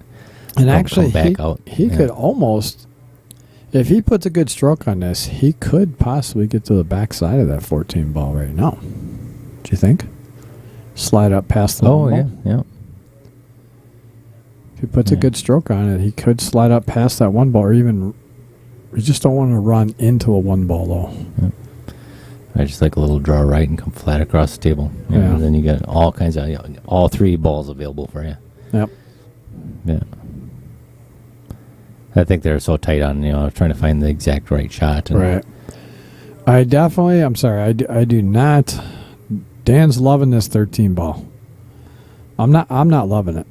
No. Unless he puts a lot of inside in this and comes short of that 7 ball, I think he's going to run right into that 7 ball. And it's a lot of traffic to get through. Yeah.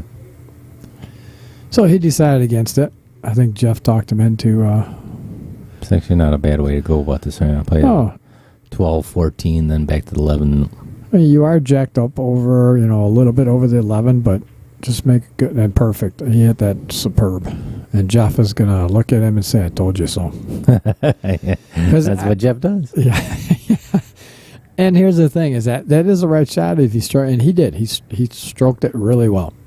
Now just come around 3 rails right here. Yeah. 3 rails would be perfect.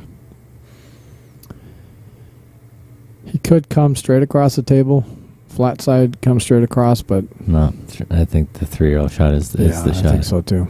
Just spin forward. Make sure your spin hit the right spot of the ball and go forward. How much you want to bet he comes across table? Jeff comes across the table on the Jeff shot. comes across table.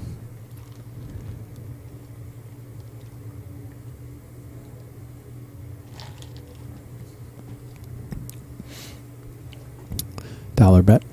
Oh, He's come across the table. yeah. Just don't come short like that.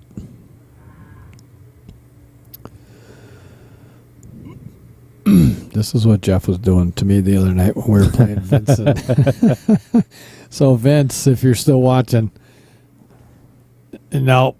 Looks like Dan's just going to push the 5 ball up by the 8 ball. Tie something up. Tie something up and Make them work rather than just shoot the balls at the table. just like that. But I think the 5 ball goes.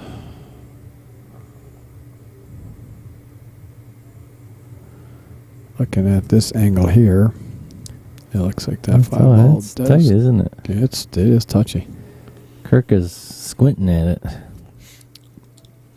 And as you can see, we got the Hall of Fame logo up there, right where Kirk is standing up in the upper right-hand corner there. I want to give a shout out to Mr. John Kramer. The infamous John Infamous, who is a sponsor. And we're actually having some coins made that are going to have outer point streaming on one side. Why do you have to look at it?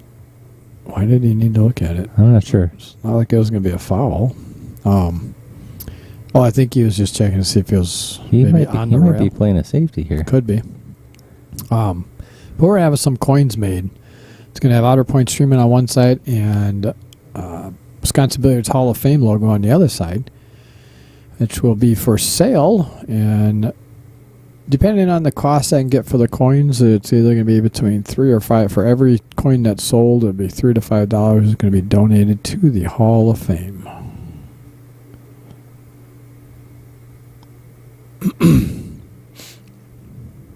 Just play that 2 ball.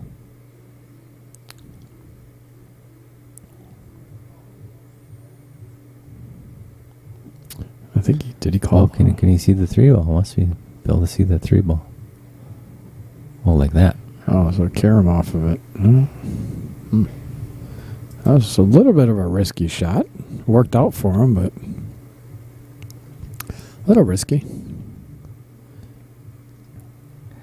Well, they get this game. It puts a little bit of heat on Jeff and Dan. Yeah, it sure does. And Jeff and Dan are kind of playing like they've got the heat on them already, and they just need to relax a little bit. Difference between 5-4 and 6-3 is huge. Mm-hmm. And that's why that was a risky shot, because the back cuts are always get funny. And unfortunately, I think he got away with. I think both those balls go in the hole. Jeff can see I don't think the 13 ball goes. I don't think the 11 ball goes though. Not from where he's at. Oh, No. You don't think the 11 ball goes in the hole? No. I don't think. I mean, it could. You very well could be, because again, looking at the overhead here, this overhead kind of skews a little bit. That it's hard to see if that really does go or not. But actually, he's playing. It looks like the 11 ball will go. Yeah, So, the way he's looking to shape up anyway. yeah, because it looks like the natural shape that if he just makes this ball, I think he's got to put a little bit of spin on it. Either inside to come straight back up or a little outside to miss that 4 ball. Yeah, and come around, yeah. Yeah, I prefer inside English on the shot. Yep. Yep, he just hit the 4 ball. That's what I was afraid of him doing right there.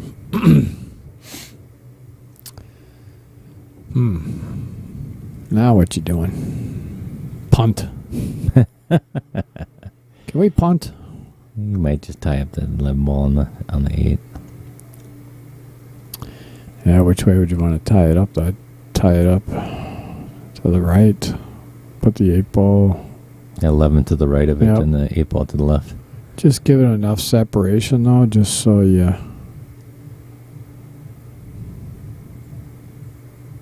Just like that. Not a bad shot at all. Yep. Live to play another game. Yeah, because that 7 ball is going to be tricky. You want to get that 7 ball out earlier than later, because you can't use a 7 ball to get on the 8. I mean, you could, but that is... Phew. That's a touchy shot right there. And they got to move that 11 ball to make that 8 somewhere. Right. And they got some work.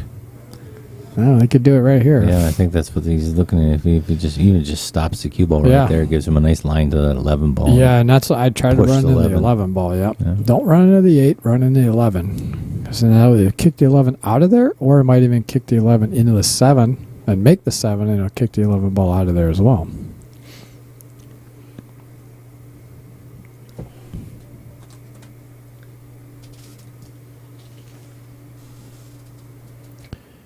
Chomp, chomp, chomp.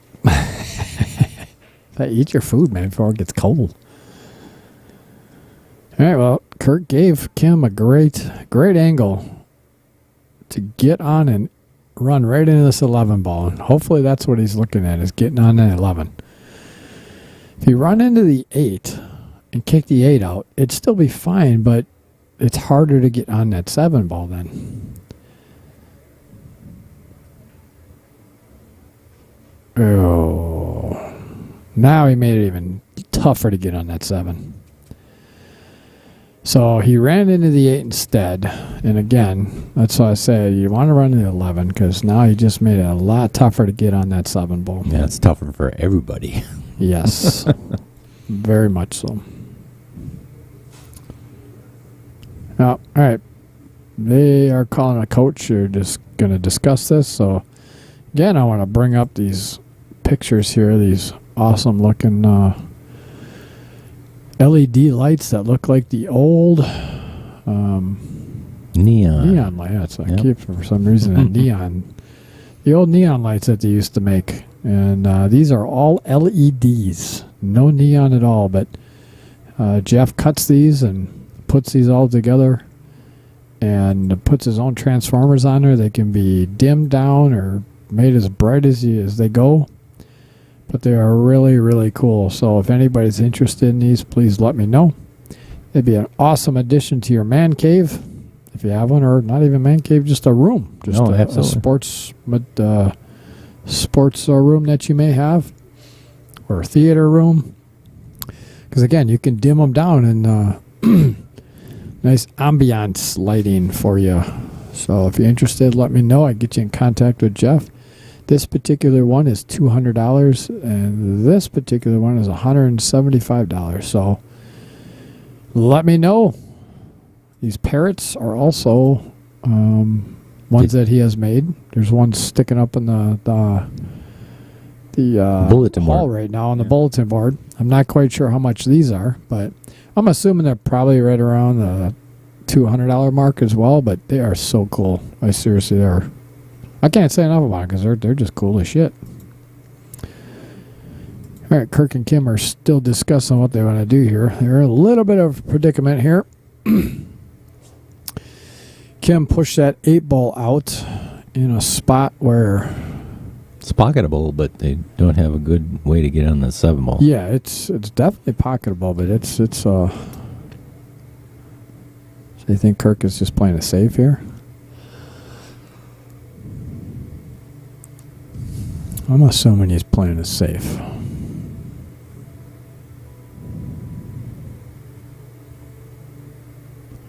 Let's hit the right side of that 6 ball.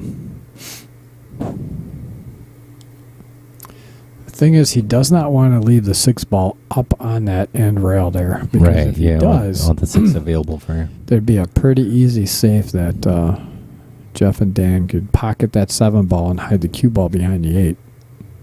Leave a really tough shot for them.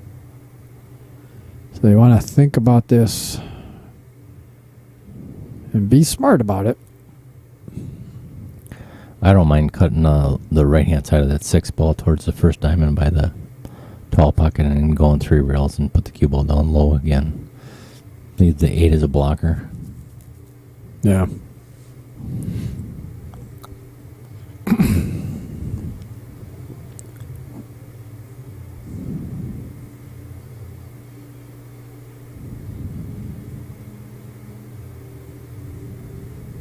Did they put a time limit on their coaches? I guess not. And that's why they limited it to 1. Sure.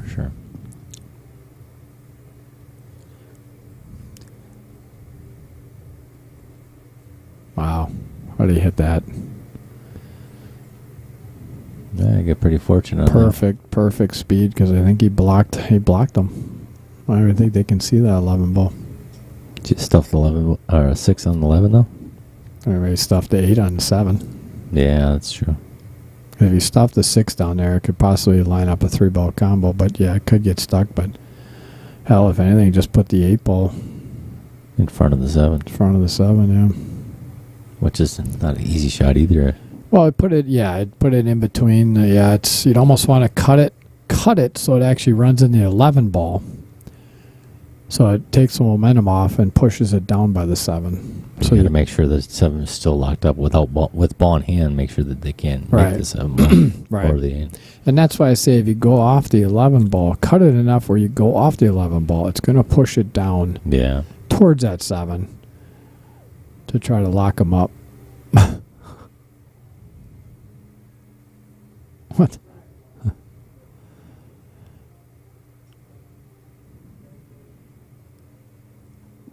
Oh, did he come up and get a piece of chalk off the table or something?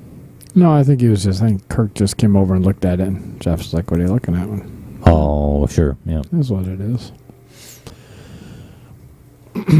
Let's see, so it looks like is he going at the 6 ball? Is he going to push the 6 down there?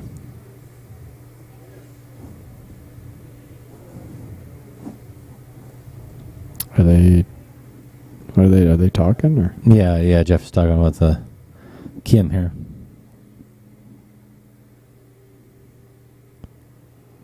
What are they, I think Jeff is probably looking at a deliberate foul.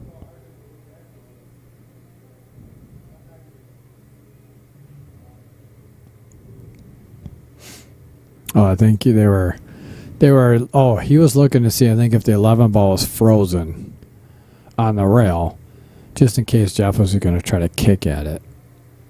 So I think I saw the way Jeff was saying, he's like, I'm not even going to hit this ball, so I think he's going to run the 6 right down into the pile there and try to tie it up. And that's exactly what he do, but I think I'll tell you what, nothing wrong with that. That's actually a good shot, Jeff. Yep, it is. So it's going to leave a Hail Mary for Kim if he decides to. Take the 6 ball all the way down. Try to run into that 7 and try to run it out, or not quite sure what he's going to do here. So it looks like he's going to push the 6 down by the rail and hide the cue ball behind the 8 ball. So it looks like he's doing here. Sure. Just like that, but he left the 11 ball open. I don't know, this is a pretty easy save. He's got a good save here. Put the 7 on the short rail there and leave the 11 ball and come up for the 8 for a blocker. Yep. Just don't want to come out too far though and leave the 6 ball accessible. Yep, it's right there. Yep. Because it's at a perfect 11-7. It's going to push the 7 down by the short rail. Yeah. Leave the 11 ball right there. He just can't come out too far past the 8 ball to leave them a shot on that 6 ball.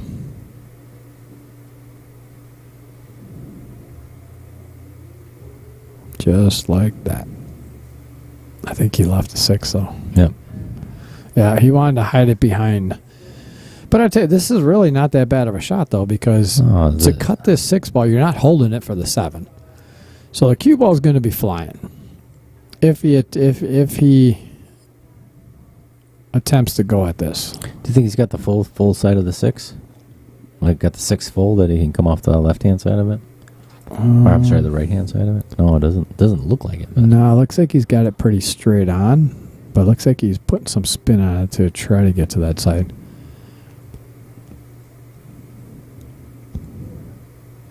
Yeah, Dan he was trying to get up behind that 8 ball. He needed just a couple more inches to actually complete it to be a great shot, but unfortunately left the 6 available. So, at least to do something, yeah. Yep. Kirk can see it. He's just trying to figure out what he wants to do here. He almost could. I think what he was trying to do is maybe spin it, come straight at it with a little bit of right spin, carry him off the 7 ball, and maybe get right up on the 11 ball and put the cue ball over here, try to hide it behind the 8. You just don't want to put the 7 ball or the 6 ball on the opposite side of the 11. Yeah, correct. Where you don't have a shot at it.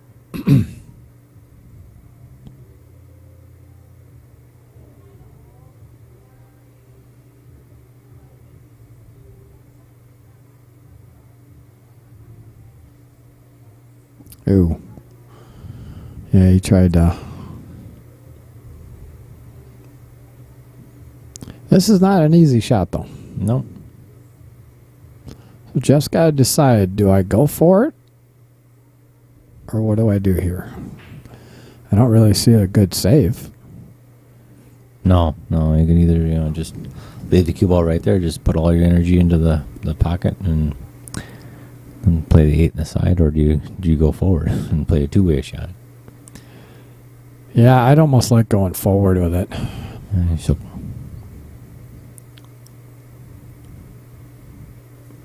he does have angle going into it for sure, so it's not like he's not going to come out for the 8 ball. Yeah, and that's why I put some top on it. It might just miss the 8 ball and come up. And the thing about it is if you put some top on it, if you do miss the 8 ball, if you do happen to miss it, you could either give them a tough bank on the 6, which you're not holding, or a tough cut on the 6, which won't allow you to hold it for the 7. You have to come up and down table, and you hope for something. Or you make it and you come out and you got perfect shape on the 8 for the corner you're standing over.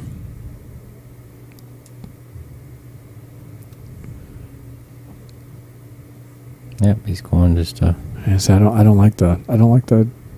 Because you can nip draw and before you know it, you're underneath the 6. Yeah. I think that's what he's thinking about. Because you got to hit this ball hard enough to get it up to the pocket.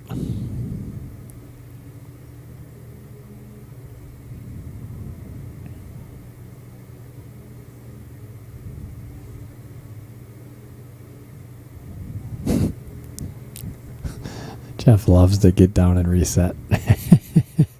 Especially when it comes to a tough shot.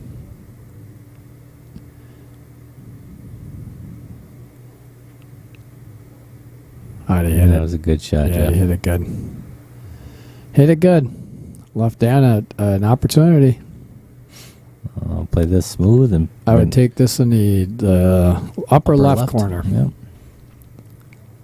Just in case. I mean, you always go for, okay, just in case. You're planning on pocketing the ball, but you want your percentages higher. If you happen to miss it, this will give them a lot tougher shot. Just watch your scratch on the side here. Yep. That pocket gets awful big for some reason. Just go to the overhead here, give it a better. Drained it. Oh, I thought he did. Wow. Man, as I looked at, I wasn't even looking at the tail. I was looking at the overhead. Oh, Going, it looks in. Again, these angles can be a little confusing when you're looking on the screen itself. So,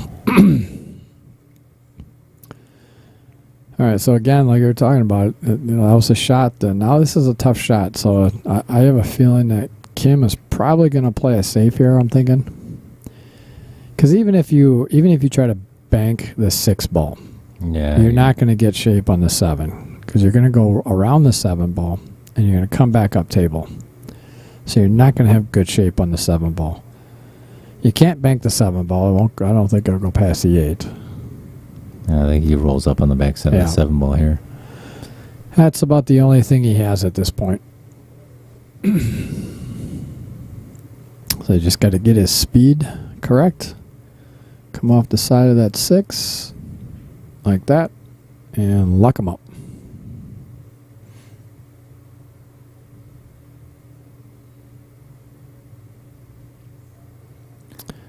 You play a 1 rail kick up above and hit it fat, and hopefully the 8 gets in the way of the 6 ball. But he's got to spin even to get to the head rail. Yeah, he's got to spin to get there. Yeah. Yeah, that's gotta take. I think we're going airborne. He's gonna think about this for a while and then come to his senses and said, "Well, let me try this jump cue again." I know he didn't hit it real good last time, but it's got to be confident. That might be in his head. Yeah, that's the thing. Yeah.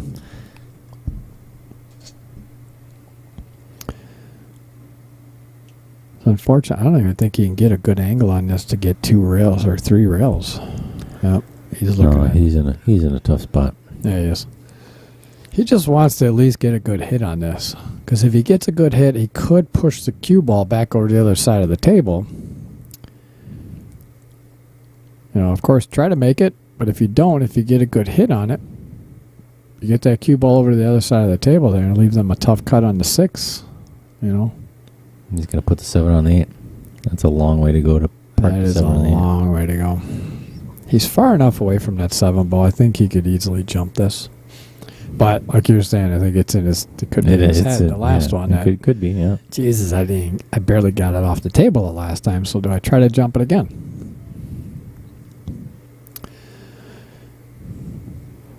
Well, this 9th rack is taking some time here. It sure is. But they need it. Yeah. If they don't get it here, then it. Yeah. Okay. Absolutely. It's one of those situations where, again, 5-4 is a lot better than 6-3. Yep, told you. What I should have bet. He's gonna think about it forever, and he's gonna go get that jump cue. Hey, United Flight 101. We are going airborne. Let's see if Jeff gets to the proper communication of the flight deck about getting up in the air. Because last time he didn't leave the runway. He didn't, did he? No. Well, he's going full jump cue. No. Yeah, he didn't take the extension. Oh, he's got. Nope. He scooped it. He did scoop it. And comes a 2 ball and out. Yep. Connect the dots and out. Oh, what are you doing here? Yeah, 7 ball goes in that same pocket. But yeah, this will work too. Yeah. Gives him a good angle to come back. Float back over. Just make sure you miss that side pocket there. That's it. You hit this soft enough where you don't even bring that side pocket into play. Or if you put a little inside and come back across table and get on the rail, it's fine too. Just like that. All right, folks. It's a big swing here. Difference of 3 games down to 1 game down. Kirk puts this ball down in the drain, which he does, and that makes it 6-3. 6-3. Race to 10. Race to 10. 1,000 Monopoly dollars in the middle. Jeff breaks. You remember who broke last? Yeah, I actually made a point to watch how Dan was breaking on that rack. Oh, yeah. All right, so now Dan and Jeff are in a predicament where they've got to get one here, because if they don't, the pressure really comes on.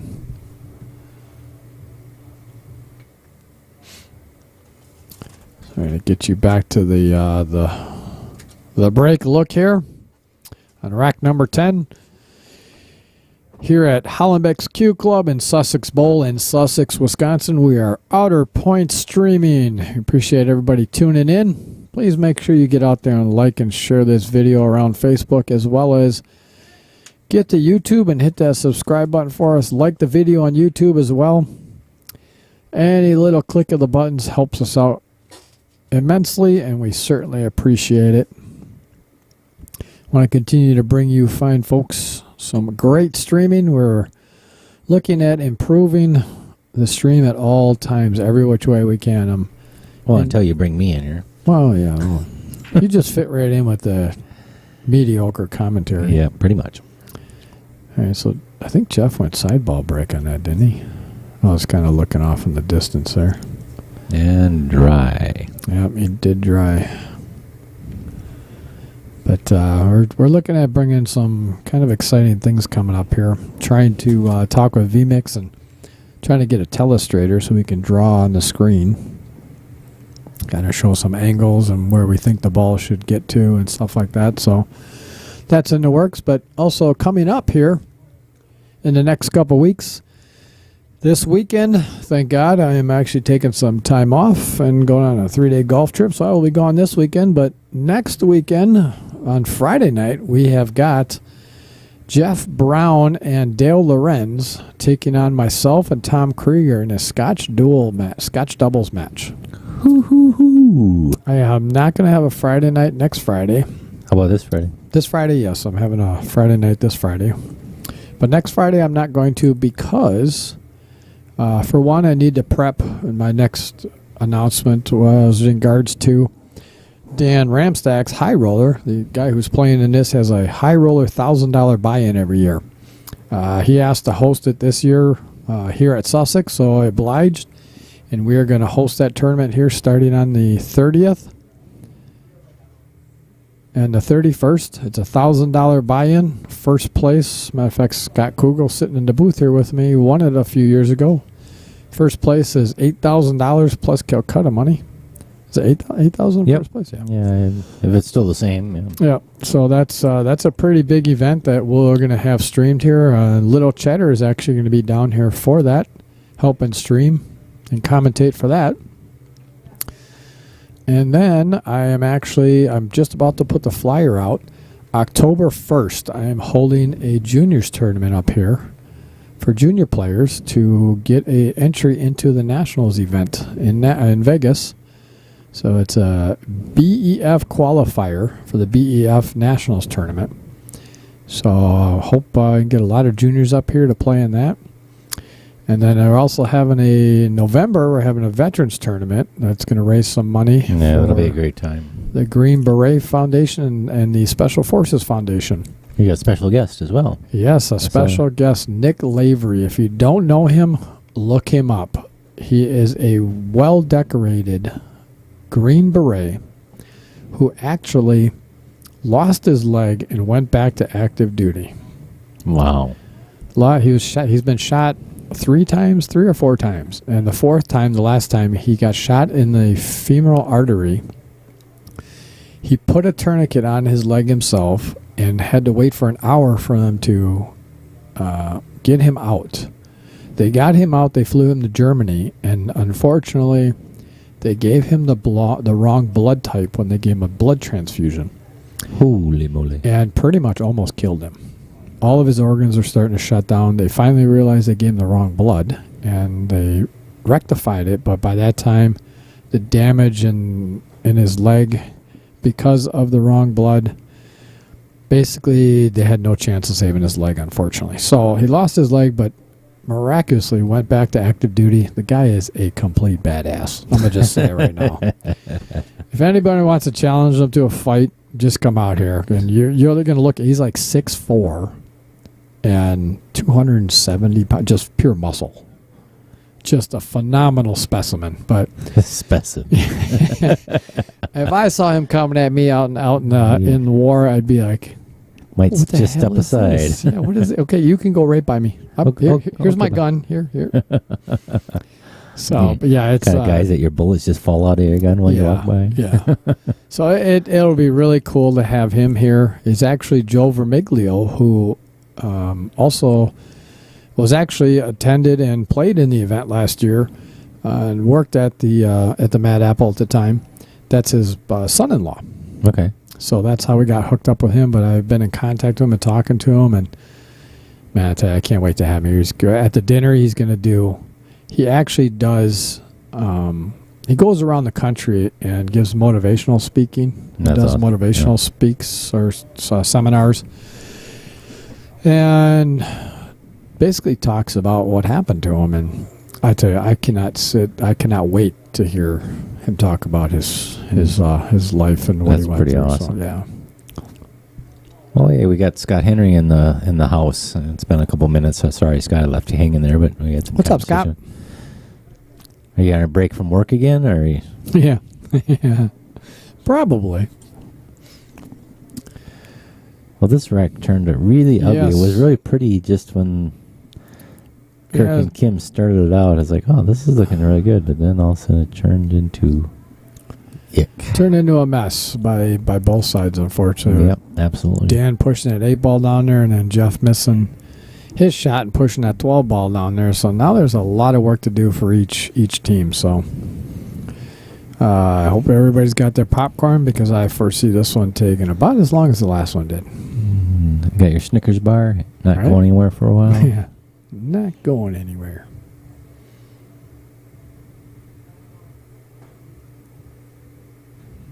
That was actually a pretty good shot. Yeah, it was. Yes, it was. I think he might have looking at this. He did leave him the 1 ball. Has he got the edge of the one? You one? can see the edge of the 1 ball. I don't think he's just going. Oh, yeah, he's going towards the 1.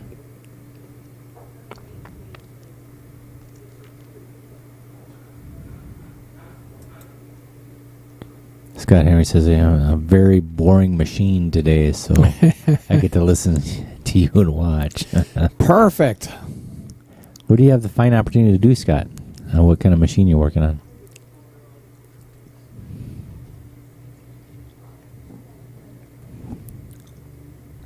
It's probably a banking machine. Right. One thing I did want to mention, though, you don't have to be a veteran to actually participate in the dinner event, as well as come down here and spectate. We are going to have a bunch of raffles. We're going to either have 1 or 2 guns that we're giving away. So there's going to be a lot of stuff down here to help raise some money for the veterans. So even if you're not a veteran, come on down and support it, and let's raise some money for these organizations. It's going to be an awesome event. I'm also going to be selling 4 tables. 4 tables. We're looking at probably 8 people per table that you can buy for $100, which will get you dinner, get you access, obviously, to listen to Nick Lavery. Also going to give you one of the coins that we give all the veterans for each year that they participate. You'll get a coin there, and you'll also get extra chances at winning the gun. So hopefully we can sell those tables out. It looks like we've turned into a safety battle here, trying to Get the upper hand here. Yep. Well, if Dan wanted to be aggressive here, he could bank this 1 ball, couldn't he? Yeah. Could bank the 1 ball, which would run into the 3, might run into the 2, possibly 3. But yeah, it's a mess right now, unfortunately. So.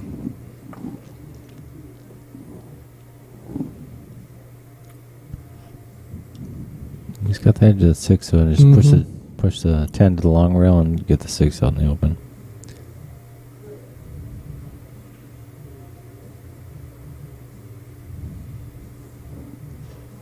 It's actually pretty good. Mm-hmm.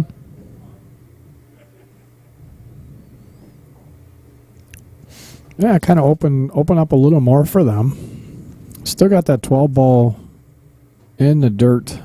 In the dirt. For the Bussan brothers. Bussan. Bussan? Bussan. Bussan. Bussan. See, use a boo. Bussan. Bussan. Bussan. They like behind that 14. Yeah, they're working it.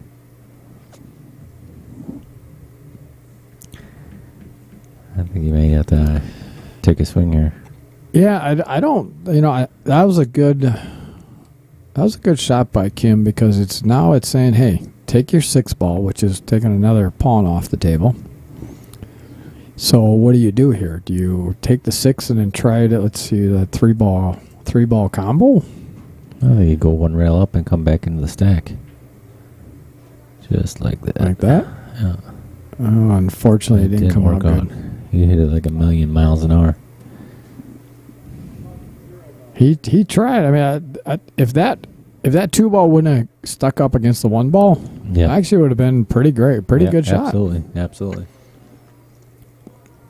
Dan's going to lay up here again. Yeah, was he going to try to lay up right on the 12 ball? Yeah, Or? I would think so, yeah. Yeah, but if you just bump it a little bit, though, you're leaving him the...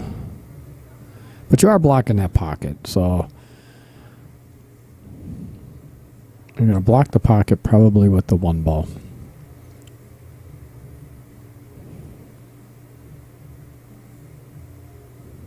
I don't know if I like this too much, because now you're... He's pushing 11 or 12 with the rail. 12 is the rail, but... Better get a rail. Oh, Got it. Just got the rail. Yep.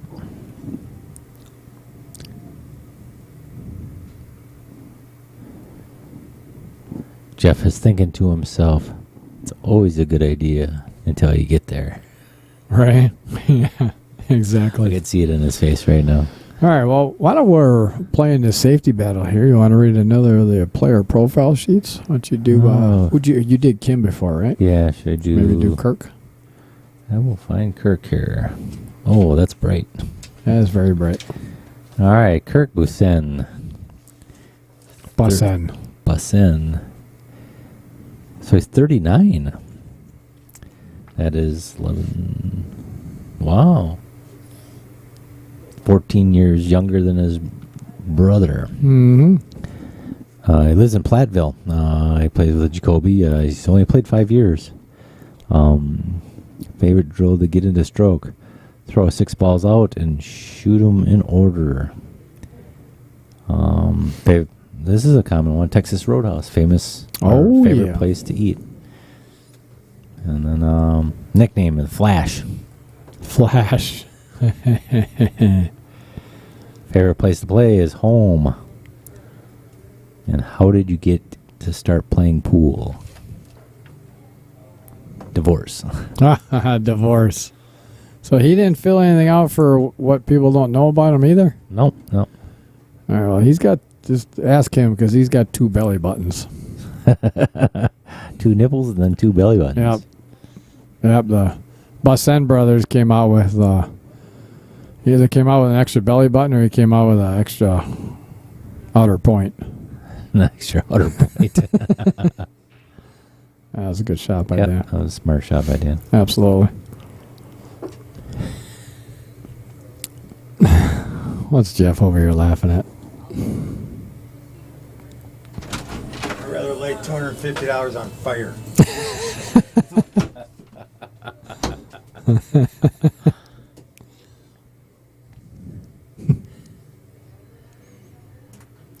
He said he'd rather light $250 on fire.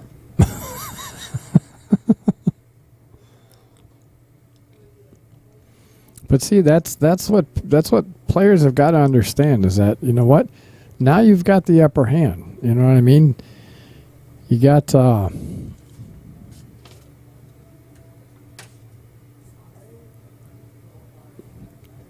that 4 ball is pretty much dead in the water. Behind jail up there.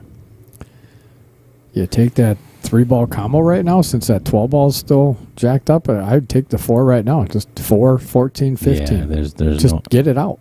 Yeah. Anybody push that 14 to the short rail up there? Yep, and that's exactly what he's looking at doing. That's exactly what I would do. That 12 and that, was that 11 ball right there? 12 and the 11 right next to one? Yeah. They're pretty much...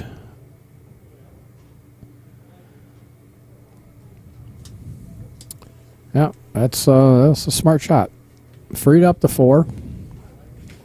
And now saying we got rid of one of your balls. Now let's play some pool. Yeah, see if they get there. And he didn't quite get there. He's trying to run into that 12. He just spun it a little bit too much. Yeah. No, they're in a tight spot. Yes, they are. Yes, they are. And this is one of these games, again, this goes back to, this is a game where, you know, Jeff and Dan, they need this game to keep the pressure off and try to get back into this. Yep. So Kirk called the 12 ball. He's going to bank the 12 ball. It's going to be close if he runs. Tough one. He's Yeah, might it be is. pushing that 11 into Yeah, the that's path. exact. If he hits the 7 ball directly, oh, wow. Oh, Heck of a Wow. shot. Holy smokes. how did he hit that one? Let's watch that shot again. Oh, shit, I think I got a little bit too little. Dang it. All right. We're going to merge back over. I just got to make sure to keep their composure to get this. Yeah.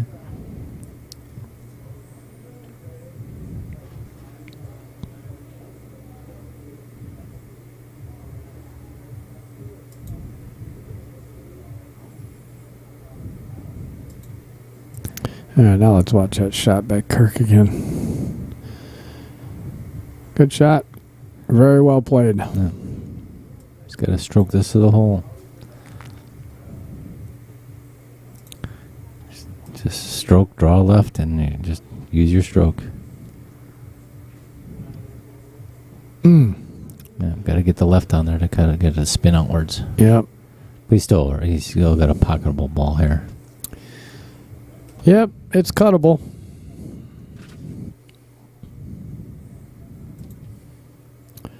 Give you guys this angle here to show you the angle of this cut.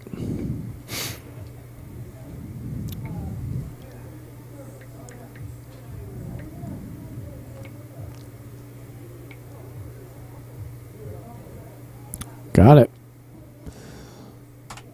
7-3 in favor of the Bussan brothers, with them to break on a race to 10. All right, so back to Jeff and Dan need a game. So did Scott Henry tell you what kind of machine? No, it was? I'm waiting for Oh. maybe he's working on that boring machine at the moment. Must be.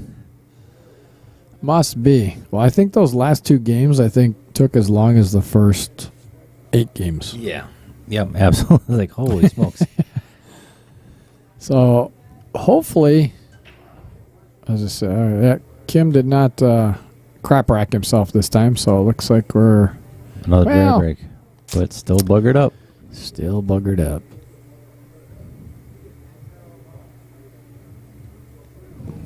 Yes, sirree.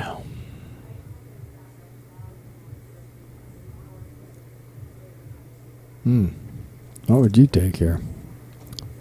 I think definitely stripes, but gosh. No, I take solids. Would you? Yep. So you could play a safety. You can pocket that 12 ball off the 5 and hook them up on the 4. That's 6 and 1 or down below those 2 Hook 'em stripes. up on the 4. How the hell are you going to get behind the 4? Oh, isn't that? Oh, that 4 isn't as far at the rails I thought it was.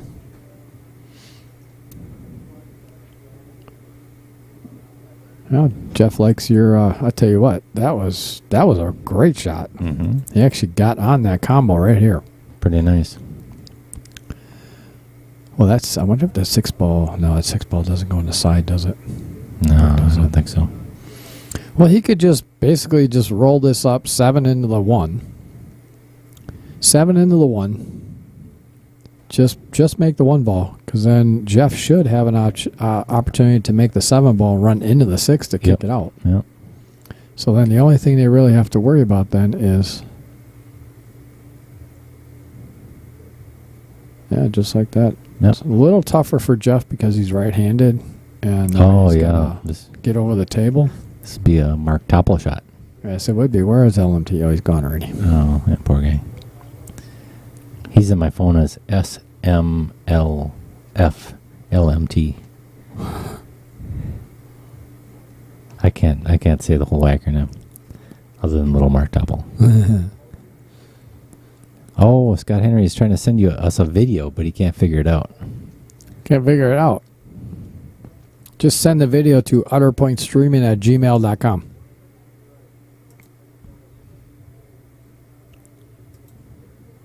No, those are the parrots.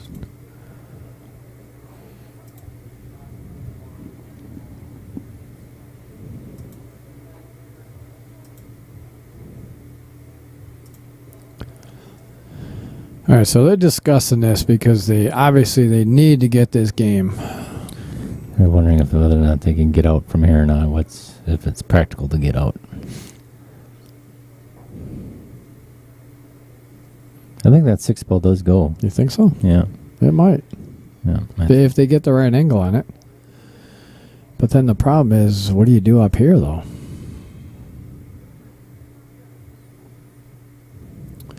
Yeah, he can reach it from this side, too. He's playing the 7 off the rail? Oh, is he? Oh, he's playing a safety. Oh, okay. It's actually probably a pretty shot because I think they're getting tired of just leaving the racks out for the guys. Even though Kirk made that incredible bank shot, but a lot of the racks have been kind of laying them out there for him. I know I looked them up before to get the totals, but what is Kirk?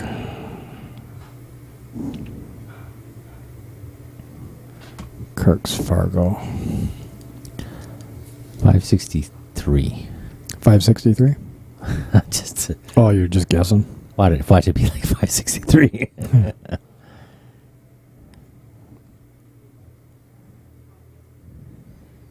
575.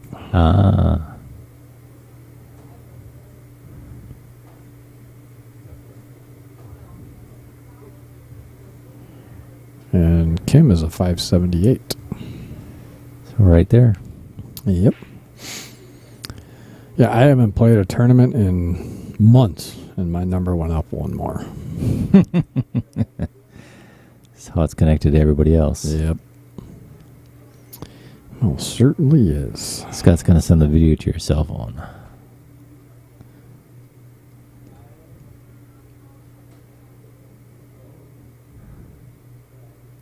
Still got to get up there to figure out what's going on with that 5 and 12 up there.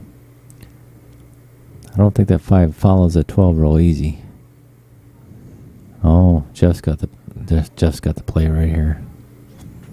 What's that? 3 off the rail, off the 12. Clears a hole. He's got the 7 for insurance. Yep. What's he going to do? Play the 3 off the rail, off the 12. Off the 12? Yeah. I think that's absolutely the right shot. You got to hit it accurately, hit the 12 nice and full. Yep. So it doesn't go towards that 4. You don't want to thin the 12. You want to hit it full. Yep, just smash it against the 12. Yeah. And the full clears around the 4. Those stay there, and you get back up there off that 7 ball. If he makes this shot, I think it'll bring his confidence up a little bit here. Yeah.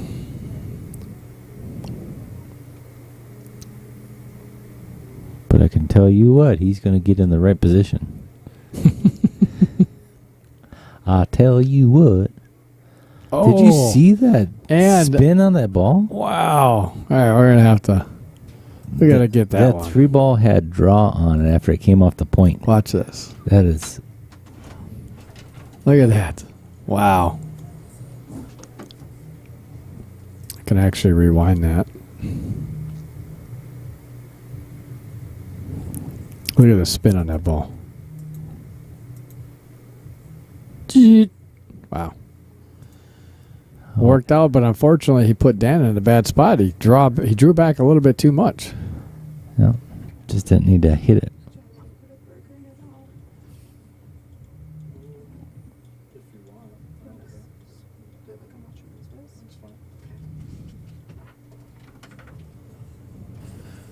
So even if Dan spins around this ball, man, I tell you what, they got no love on that. That's for sure. Because he hit it good, but unfortunately spun back a little bit too far.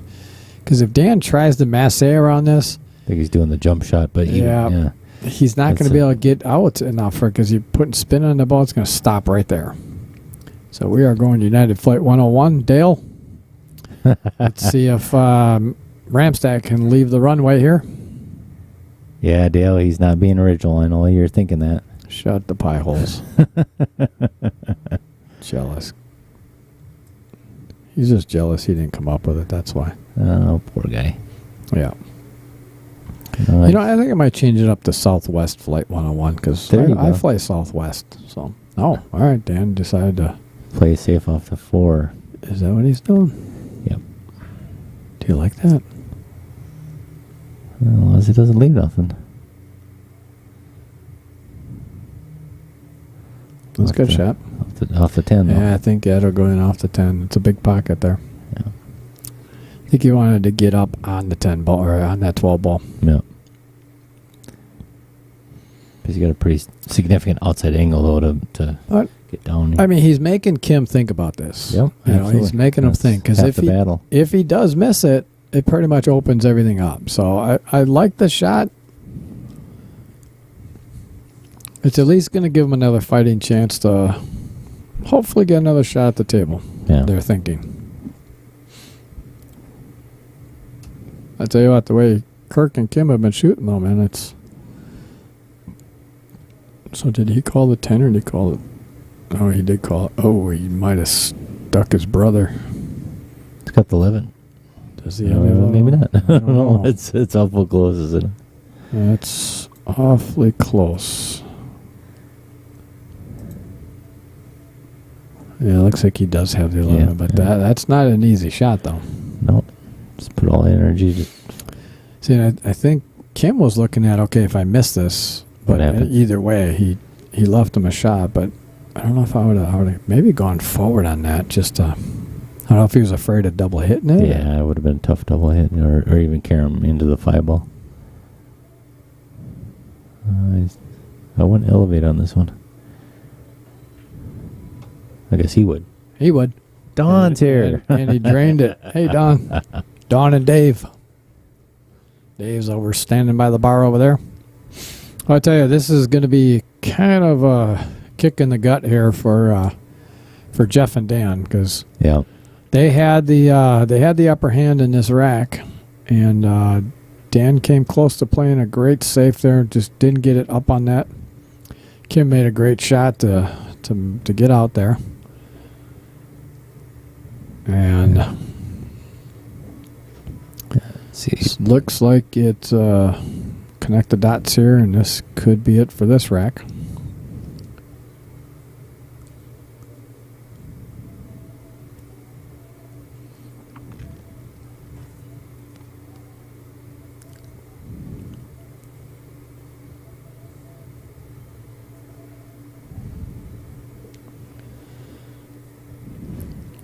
Always looks so funny when someone puts their fist right down on the table and have their bridge with their knuckles turned in.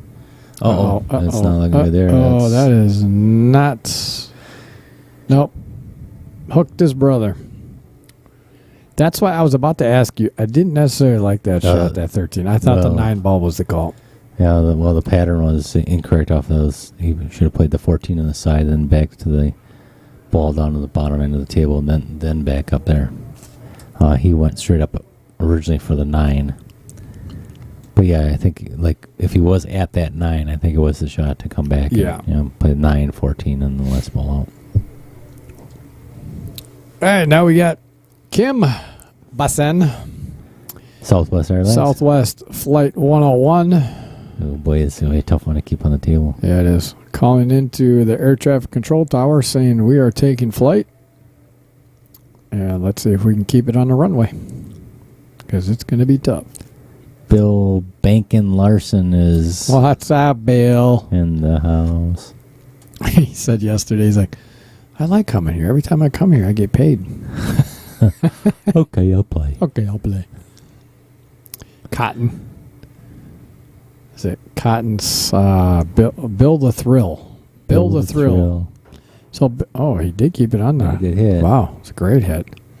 So, Bill, we have a couple nicknames for you. One guy came up yesterday and said Bill the Thrill, and then we thought about what was it? That's something Cotton. What was the saying yesterday? Oh, I can't remember. Bill, what was that saying that came out to you and said that Josh Hinsey You told Josh Hinsey at, I think it was the ballroom one time.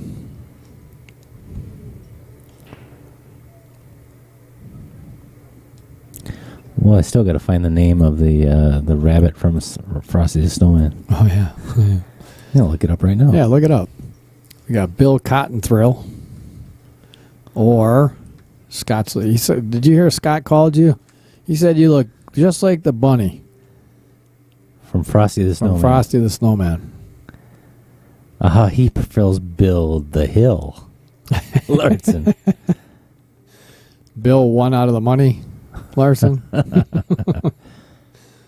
Although you've been cashing quite a bit, so you can't really say that. Oh, just missed that side pocket. That was a great shot. That's a Did you good go shot. too far? No, No. perfect. That 4 on the 4. That was a good shot by Jeff. Get it out. All right. Well, if they can finish this rack out, which I don't foresee a problem, but I'm not giving the commentator curse, but this will give them a good vote of confidence here to try to get back in this match.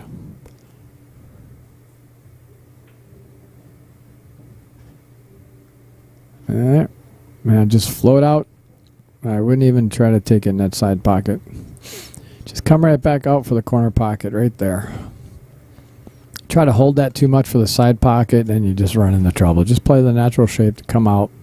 Give them a shot right down the lower right-hand corner as you're looking at the screen. But I'm not at the table. It's all what Jeffy wants to do.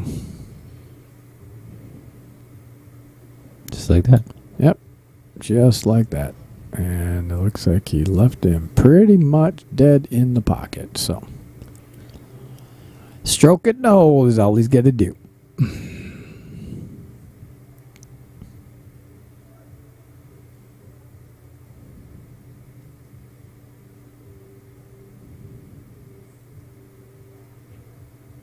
And there it is. 7-4, folks. Gets another game to Jeff and Dan. It's a lot. 7-4 is a lot better than 8-3. Let me tell you. Especially with them breaking, if they can put a rack together, get 7-5 within 2 games, becomes a match then. That's a bold move, Cotton. That's it. That's a bold move, Cotton. I still like Bill Cotton Thrill. Cotton Thrill Larson. You are not getting the hill, Bill the Hill. What the hell is that? It's got to be something original, Bill. Come on, everybody. This is fantastic. Uh-oh, what is the it? rabbit from Frosty the Snowman Hmm. is Hocus Pocus. Oh, Bill we, Hocus. Oh, we have a new nickname that for is Bill it. Larson. Hocus Pocus. that is it, Hocus Bill. Pocus. Hocus Pocus Larson. Oh, that is classic. That is so perfect, Bill. I don't care. Get it on your shirts now, buddy, because it's sticking. Oh, that is awesome. Hocus Pocus. Hocus Pocus. Well, it kind of is. He's a magician. All those banks that he did, is a magician. Hocus Pocus. Oh, yeah, that's it. Bill Hocus Pocus Larson. It is a done deal. That is going everywhere on the... Oh, you got to send me that picture because I'm going to put Bill's face in there. And, All right. Awesome. It's man, I'm going to go online and find a couple pictures of that bunny, and we're going to put Bill's face on there, and that's your new nickname, buddy. sweet. Whether you like it or not, it's your new nickname, so you might as well just conform to like it, okay?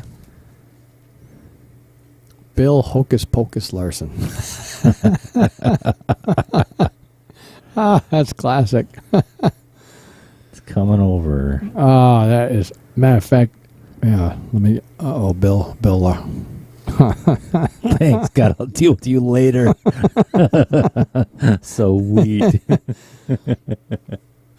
See you later, Hocus Pocus. right, yeah. Hope you have a good night there, Hocus Pocus. Oh, wait till you see this picture of you, Hocus Pocus. Or did you, how'd you send I it? think I tried to do a text message. It didn't come through on my end. Oh, I didn't hit the send wait. button. Oh, there it is. Oh, wait. Oh, there it is. So, all right, I'm going to go to that. I'm going to save that picture, and I'm going to send it. Add 2 photos. Okay, now I'm going to send it to myself. All right, you got to take this because I'm going to send this to myself. Oh, he tried to spin and run into that 15. Oh, he's trying to come off the side, come rails. Back, yeah. And come back behind it, but unfortunately he's scratched. So, all right, while that's happening, you take it over. I'm going to get this picture over to the Gmail so I can pull it up. And Bill, you can see the picture here shortly. Michelle says it's taking Raven's name. Is Raven's got a nickname, Hocus Pocus? What?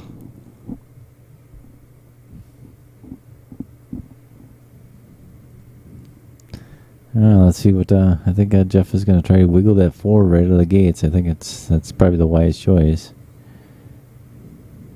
He's got to make sure he's got insurance afterwards, though. The 6 is sitting in the hole, so.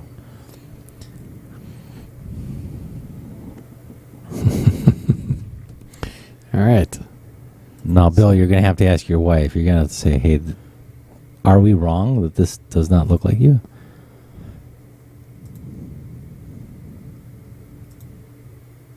Oops.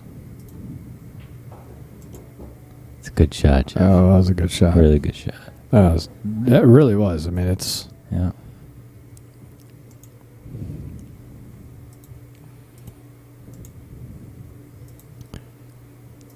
All right, Bill, are you ready? I'm loading it up here. All right, everyone, if anyone's listening and watching at the stream, we're pulling out Bill's new profile picture. Here's Bill's new profile picture. This is Hocus Pocus himself. Bill Hocus Pocus Larson at your screen right now. That is awesome. Bill, that totally looks like you, dude. Come on, man. Come on, it's God. That is you, dude. It's the white hair and everything, man. Yeah, that is so you. Oh, and Bill, hey, these are the you saw the light yesterday, the Outer Point Street. These are the other ones that Jeff has that he made. So if you're interested in any of these, or if you're interested in one for the bar, like with your name of the bar or something on it, let me know. Guy does fantastic work. I think these are so cool, man. Because he's got, these are some other ones here that some parrots that he did. I mean, look at that. Isn't that awesome? So if you're interested in one, let me know. But we will say goodbye to Hocus Pocus here, but keep an eye out for him some more. He will be visiting the stream quite a bit here. We've got Dan here. They're trying to get a peek at that 7 ball. Yeah, I think he's going to try to run into the 7 ball right here off the rail. It looks like the 7 goes to the corner, doesn't it? Oh, not past the 5. No, and he missed it. No, you're fine. You got the 5 up. Actually, it might have given him a great angle on the 5 to actually now run into the 7 or come backside of the 7. I think the 7 goes in the side. And then the 7, does the 7? Yeah. Does it? He's getting down on it like it goes all day. Yeah, again, the overhead kind of made it look, but yeah, looking at this angle here, looks like it does go.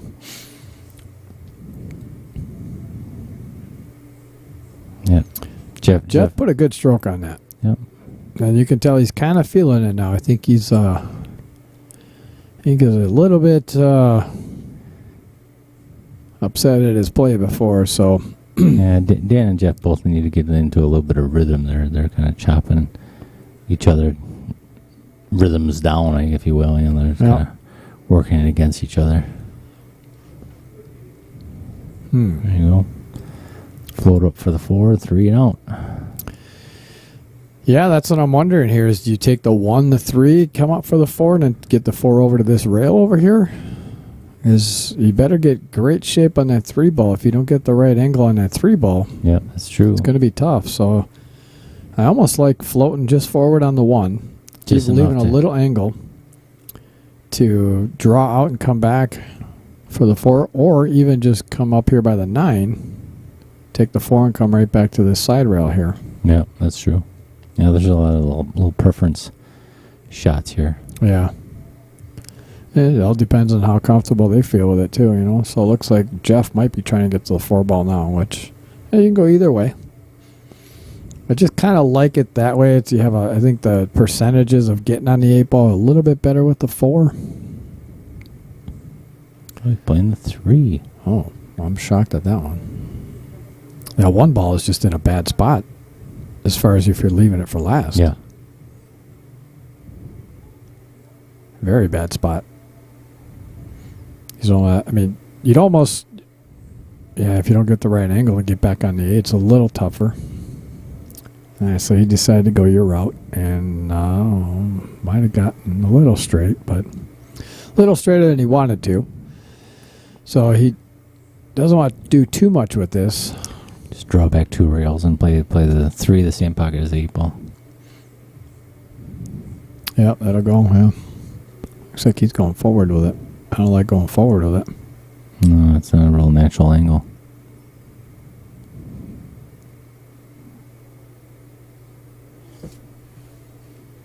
Yeah, because if you get too far forward, then you're not the correct angle to get back on the 8. So this is why I say that this 3 ball becomes a little trickier if you leave it for last. So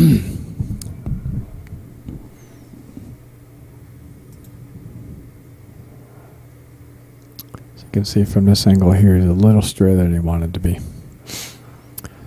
Just make sure you get him off the rail, though. You don't want to be on the rail here, because that just makes it even tougher to get on the 8 ball if you don't get perfect position.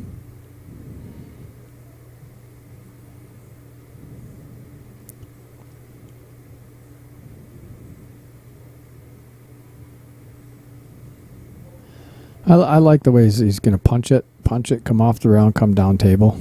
A little bit, just like that. That's a good shot right there. Because all Jeff has to do is stop it. Stop shot right there. Yep.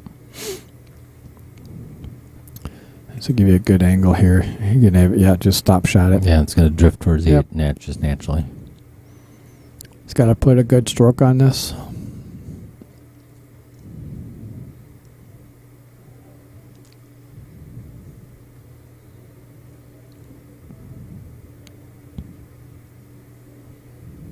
Over under of 3 that he gets down on the shot 3 times.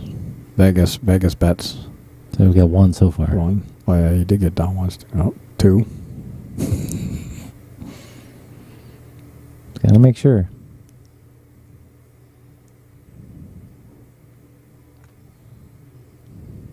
Three.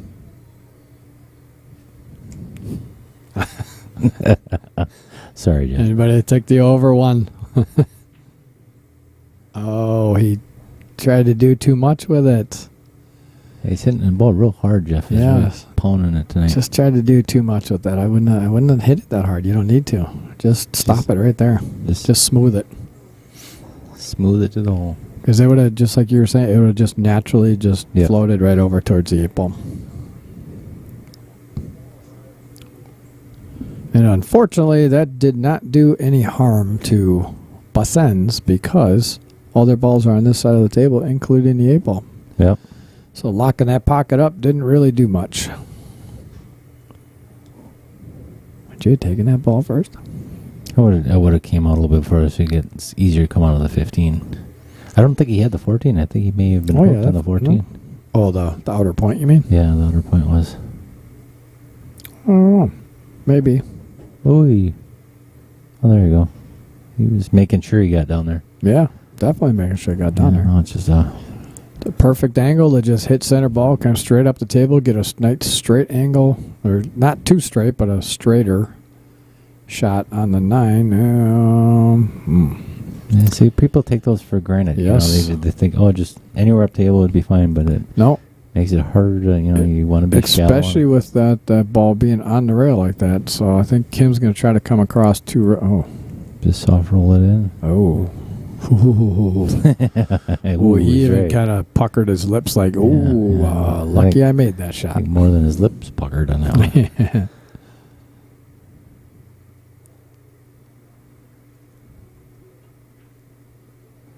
And he stroked that to the hole good. Yeah, I did. All right. And they give him that game, so it is 8-4 in favor of Kim and Kirk. 2 away from the hill, or 1 away from the hill.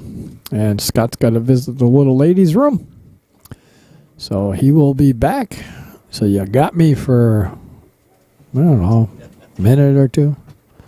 Depends on how fast he can empty his bladder.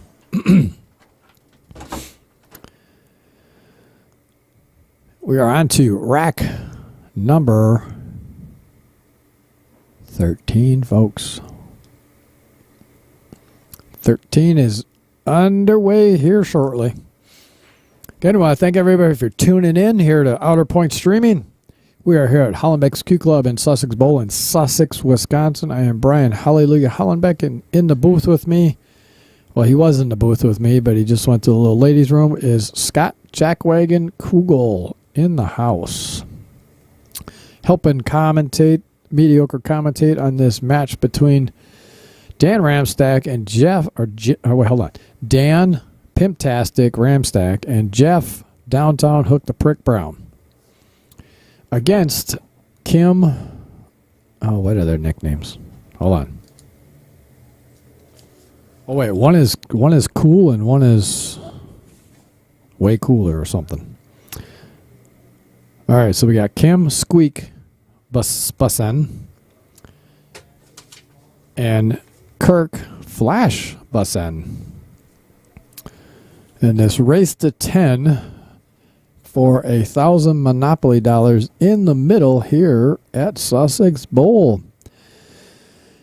And just to kind of give you kind of an idea of how busy I've been with these challenge matches, as of to date, we have played for over 19,000 Monopoly dollars on this stream to date. From all the matches that I've done, adding up all the money. Yeah, Jeff would like to push that a little bit further because he did not open that up really. But as of today, just over 19,000 Monopoly dollars has been played for on Outer Point Streaming. So Dan is opting to just get that ball out of there and play a safe, which he did a good job at. Didn't really leave them much. Left them a 3-ball combo possibly, but that was a good shot to get that ball out of there and not really leave them a shot. So I like the shot selection.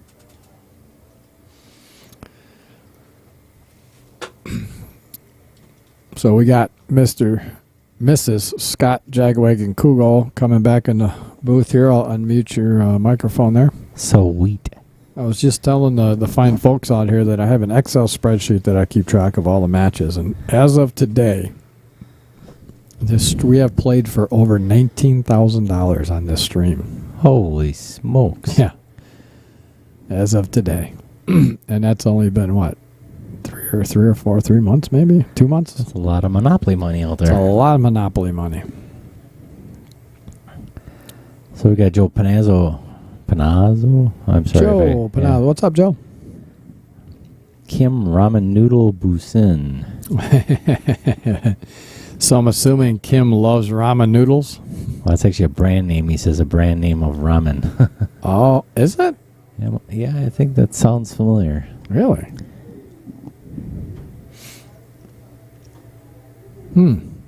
Well, Kim played that well.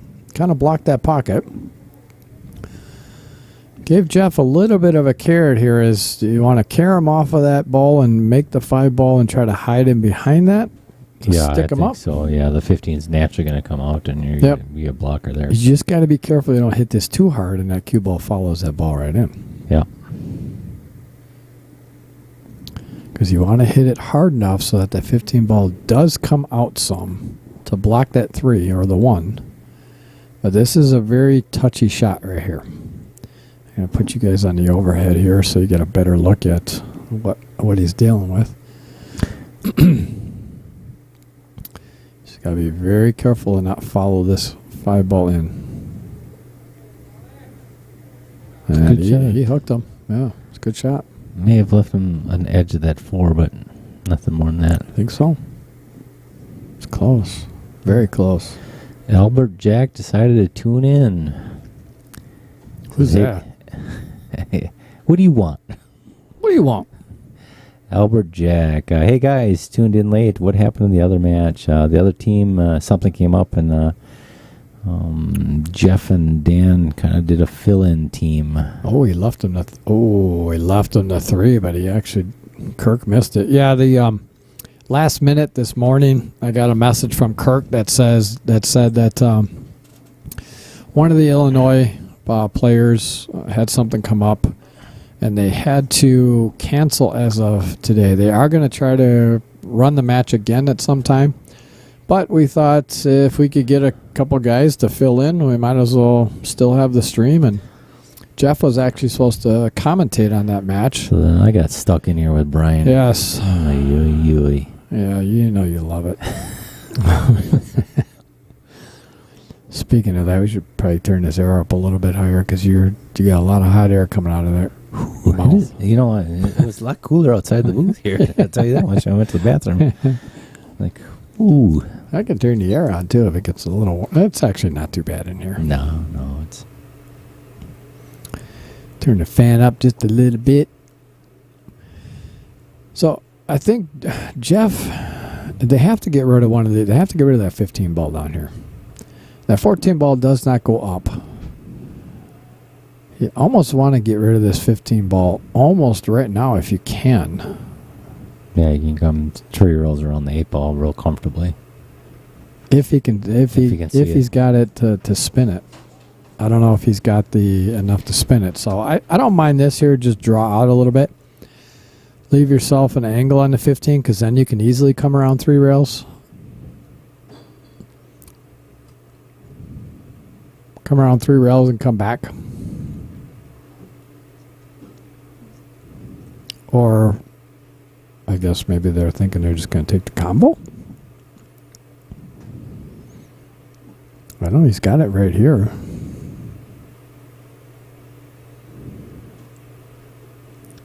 And that's kind of a steep angle to come around 3 rails. He's probably going to run into some traffic there. Yeah, especially where he's at. If he's bridged over the 13 ball, you almost got to play the... Boy, you play the 13-10 and then the 3 rail shot. It's a tough pattern. Yeah, that or play this 10 now, and I mean, it's a pretty dead combo. They're both against the rail, so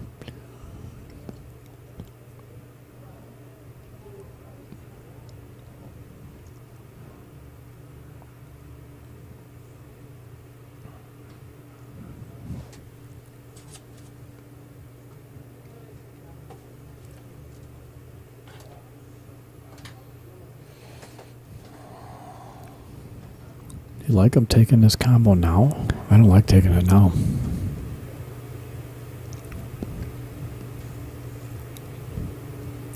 I think you play the 10 and get as straight as possible on that combo, maybe. If you're going to play the combo. Yeah, if not, if he comes around, he gets an angle on a 13 ball. Or the 15 ball, I'm sorry. Gets an angle on the 15 ball, then he can come around 3 rails to back for the 14. It's a small window to get in, but below that 6, but I'm not quite sure I like this right. Oh, okay.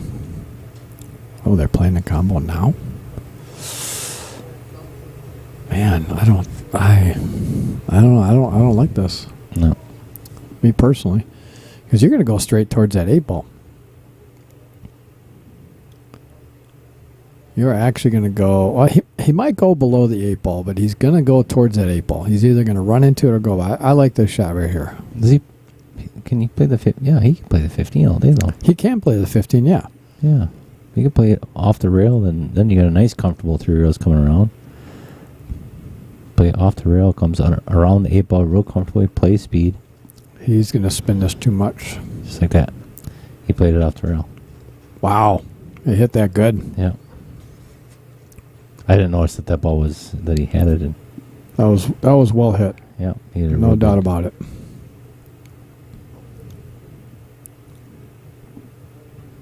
Dan's got to be careful of this 7 ball. Oh, all right. He rubbed it enough, or he's fine. All Jeff has to do is just make this ball. Just make it.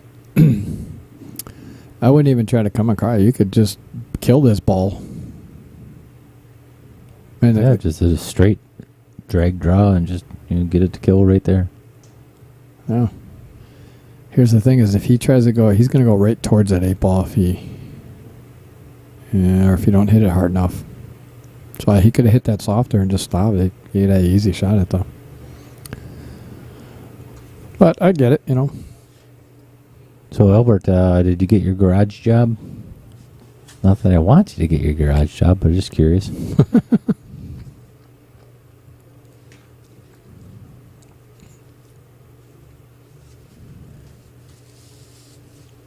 And there it is. 8-5. Back within 3. That's a way different game, isn't it? Yes, it is. Keep them off the hill. That picture, Jeff, kills me. Looks like he's like a stand-in for Knight Rider or something like that.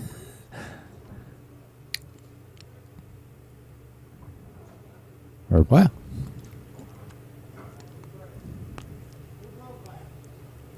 I don't know. Between you two? Yeah.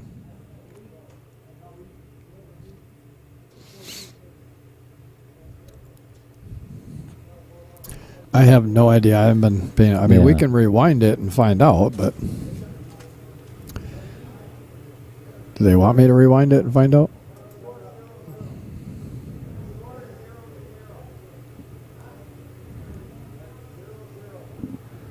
I think they figured it out.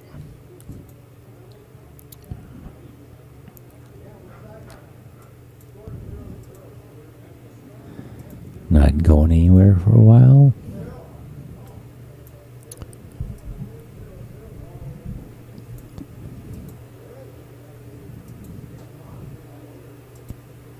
Dan broke last. Just rewound it to find Dan broke last. Okay, so they figured it out proper. They did.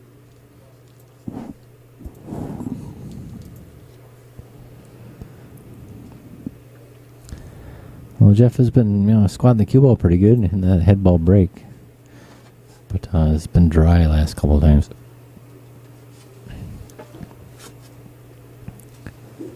I actually moved to the other side of the table, other side of the head spot.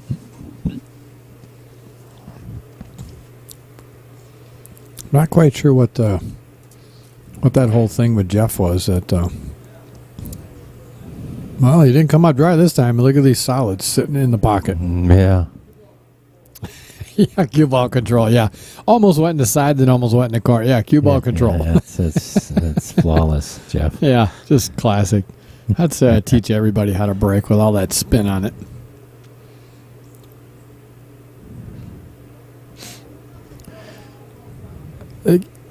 Did you see what he did to me before? Like, what was he talking about? No. He came up there and he's just like, "You." I'm like, what? What? Oh, What the hell are you talking about there, Slick? Why not? looking at you? Yeah, looking at me, pointing at me, and why is he taking his 4-ball? Take the 3-ball. Come back out for that. You're gonna go right. You can go around this 3-ball, but your chance on possibly hitting this thing. Or scratching? Nah, he's all right. It's all right, but I think there's an easier way to get to that.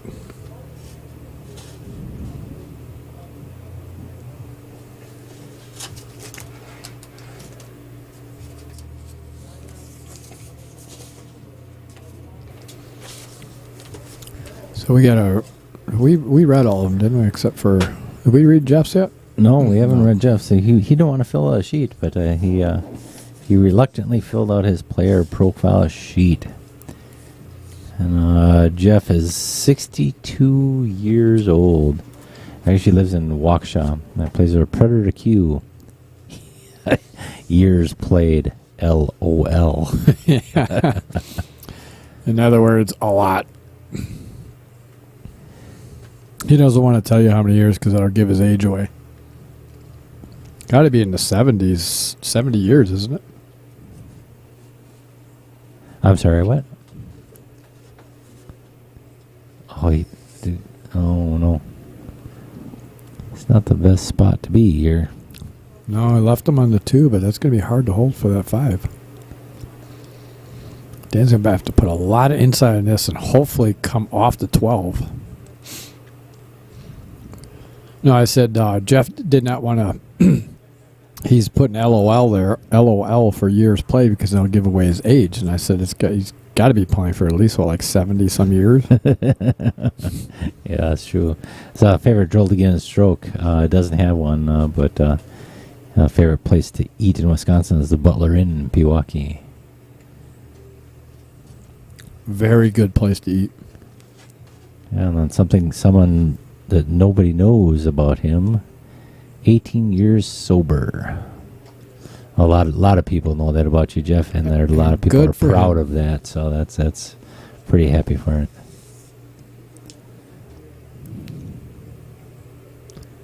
That's a good touch. Just get what you can get. Yep.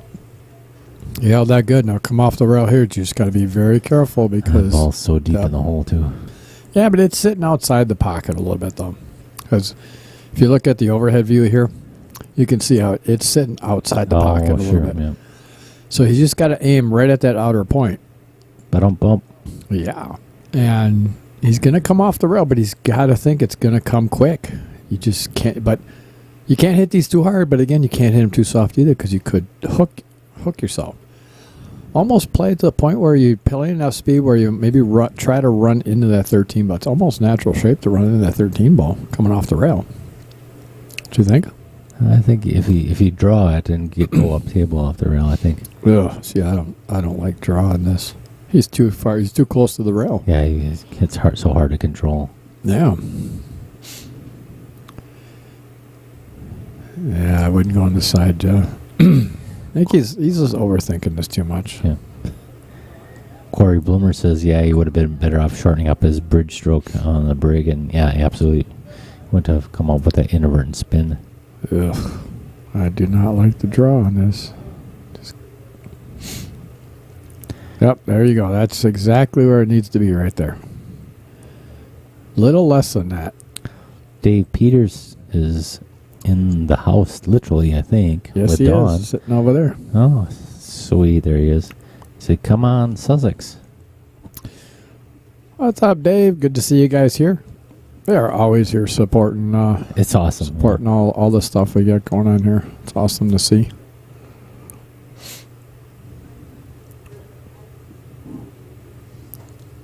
Okay, over under is 3 again on how many times he gets down on this. Or looks at it. Hey, let's ask Hocus Pocus how you'd shoot this shot. Yeah, Hocus Pocus. Bill Hey. Hocus Pocus Larson. Yeah, how would you shoot this shot? There's one. We're going to give him a complex if he goes back and watches this. Yeah. Yeah. I think he's already been down on it like one time before too, wasn't he? You just got to trust it. Yeah. You just got to trust it. I don't like the way he's looking at here. Oh, he's Just go off the rail. It's not he's that tough. elevating and drawing, Yes, isn't you're he? elevating. You're going to... If you hit that rail at all when you draw it, It's gone. you're going to run into the 10 ball. Or, yeah, it's gone. It's up table. Yeah. I don't like. Draw is so inconsistent, folks. Just come off the round. Just come up table. You're at least going to give him... No, I mean... Okay, so he's been down. He was actually down at four times. See, he went too far. Too inconsistent. The draw, he would have been so much better off just coming off that round. I just got a really easy cut shot to the corner. Yeah, sure. That's what I was thinking. Yeah. All right, we're gonna give you this view here to We got watch this. William Larson. Is that Bill Larson? That's Bill Larson. Yeah. Center ball to the right side of the 5 ball. Yeah, come off the ball, come off the rail, come up table, or off the rail, off the ball. Yep. Either one was the shot, not the draw shot. Sorry, Jeffy. Watch Dan just nail this. Right, make us look like idiots. Yeah. I was like, oh, that was a hanger. What the hell was this? Yeah, it was fine. Just the way I played What it. are you guys worried about? Well, that's what we're known for is mediocre commentary. So we're the 6th best in the state so far, out of 6. Yeah. We're rising. I think at least we got on the board. Just gotta be careful of scratch here too. Yeah. Coming back twice. And you overcut it. Yeah. Overcut it. Well, unfortunately, I mean, this would be a much closer match had they not shot themselves in the foot a couple times. But again, we've all done it. Been there, done it. Bill Larson says bank the 8. Yeah, yeah. I'm not leaving you a bank on an 8 ball ever. Right? Leaving you a kick shot instead of a bank is... Yeah. And of course, it's 2 rails on the line. Yeah. All right, I will be right back while they're coaching. I'm going to throw this plate out real quick. You need it? You got water? You got Yeah, I'm all good. You can actually toss this one out, Okay. too.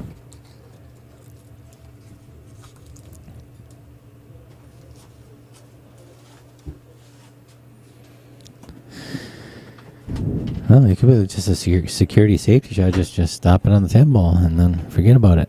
And then all that stuff sitting on the open. You know, I really have to play any heroes. Scotch doubles throws everybody out so out of stroke sometimes, and it's real tough to get any sort of rhythm. So you can kind of see with everybody here.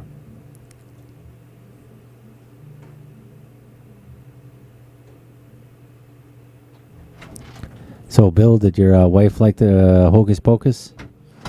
She's gotta. I think that bunny is hot. What the hell did I just walk into here? All I heard was that bunny is hot. Bill Larson. Oh, yeah. Hocus Pocus? Yeah. So he's calling you hot Hocus Pocus. Hot Hocus Pocus. Okay, I'll play.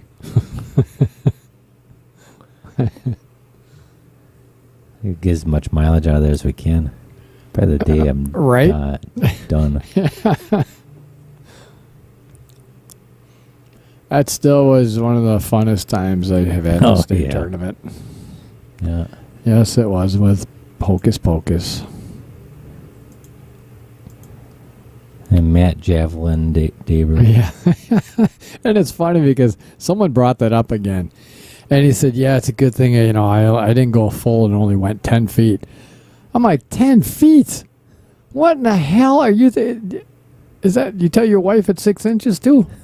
Because that was not 10 feet. That was more like 30 feet because he made it to the door. And that door was about 30 feet away. He decelerated. He knew he was... You know, he decelerated, but it still went about 30 feet. Nice. That was a great kick. Great kick. Yeah, make him work for it. And still... Just got to play the shots. Yep. Still pretty much wide open. I mean, I'd roll forward on this 13 ball, get that 10, 15, get all those balls out of the way. 14 ball could be an issue, but it's far enough off the rail where it will cut in the side. Oh, when you do tell your wife, Bill, you got to let me know. All right, so he decided to take the 12. Get him on the 12 for the 12 and then the 15 and 10 maybe, or 10, 15, whichever one. But got to get that 14 away. 10, it's. I don't know if I would have left that for last. I would have got over on that 14 right away, then play this pattern out.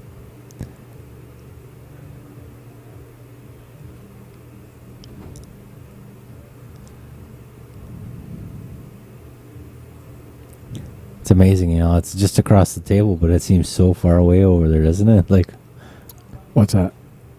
Oh, yeah. That was a good shot. That was a good shot to make that ball and get right back on these balls in perfect shape for the 10 ball. Yeah. Well hit there. Roll up. I'm going to give you this view here for the last 3 balls. Yeah, as I said, I wouldn't take that 11 ball. I'd take that 15 now. Stop shot right there. Yep. Little angle on the 11. Yeah, it's about perfect. Bill says, believe me, you will hear about it. That's awesome. All right. This 8 ball to get them to the hill. Oh, and wait. They're on.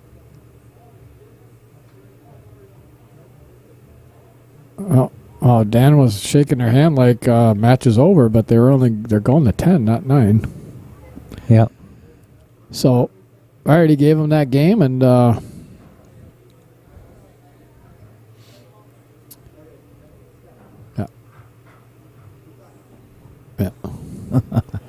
Yep, Jason so- Gibbs says they did you dirty, Bill. Oh, shut it, Jason. That's not true. That's definitely not dirty. That's awesome. Yeah. All right, so he went to side ball break this time, made a ball, but not quite sure he's going to like his opening shot here. No. I think the only thing he really has is the 5 ball. That's about it. Unless he wants to go with a 5 ball combination.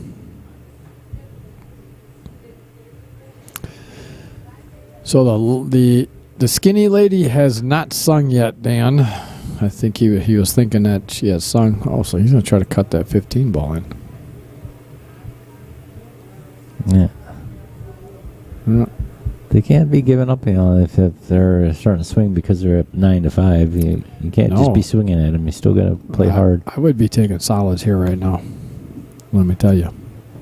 Let me tell you. Let me tell you, because you can take that 5 ball and get on that 2 ball right now. And open it up to get that 7 ball. I'm not quite sure why Jeff is going stripes, but Well, That 15's clear, and the 14 ball is, I mean, you're going to have to bust into it. That 10 ball is not the best. If he rolls forward on this 15 ball, he could get on that 10 ball and then possibly break that 14 up, which I think that's could be pattern that I see. could be an out for him. Did he get on that 10 ball? Looks like it. I think so. I think they could use a little steeper angle than that, but Well, he's got the 9 ball to punch over a little bit if need be.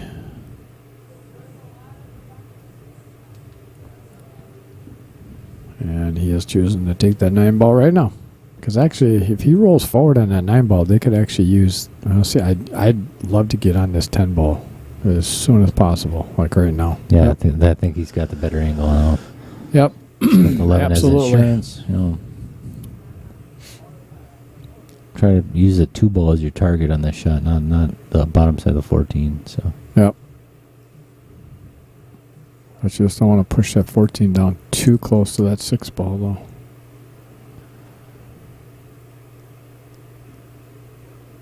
Perfect, just like that. yeah.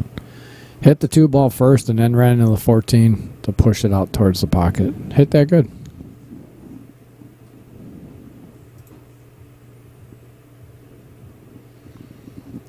Hit that good.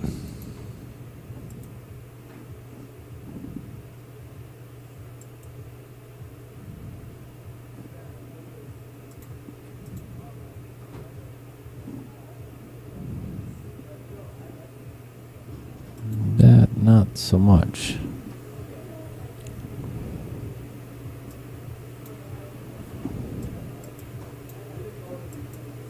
Oh, he's going to take a potty break, so let's take a look at that shot again by Dan. That broke that out really nice. Yep, he separated nicely.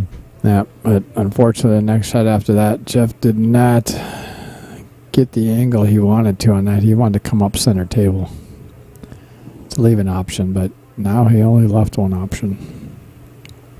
This is doable. He's just got to come high side of that 5. Just miss the 5 ball and come back to the center of the table. Yep. Just can't come too far for an You gotta outside just angle towards the 8. past the 5, yeah. Yep. And I think Jeff was trying to get to the 11 on the side, but he just, he went too far on it? He was putting right-hand English on to check the ball off the rail, and it just kind of went wide on him. And whether or not he undercut the ball, and however it happened. It happened all right. I just got a cell phone in his hand. Hope he sees the text message I sent him. Oh, you sent him a text message? Yep. He probably saw it if he's on the phone.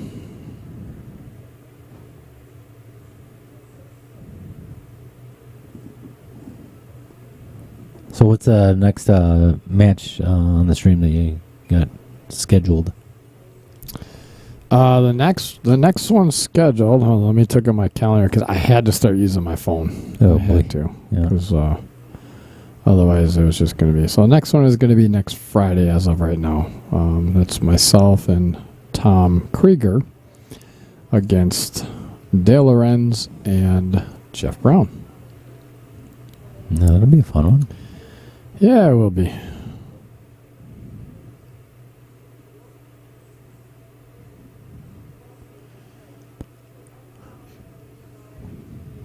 All right, look at that. Look at that. Just like he just a little too far, but he hit that really, really well. Yeah, real He smooth. really did. Hit that smooth enough to just miss the 5. Do you purposely try to get into that 2 ball to kill your rock? Well, the problem is if you get into it too much, and he rattled the ball. That's not going to be good. Everything is pretty much wide open here now. Yeah, I think they're going to be pretty hard about trying to get out from here. Bill, we did not. What? He said he's telling Jason, yes, they did. Uh-oh. Well, that's the one spot that they couldn't be. Holy moly. All right, see coming back, try to get a safe out of that shot.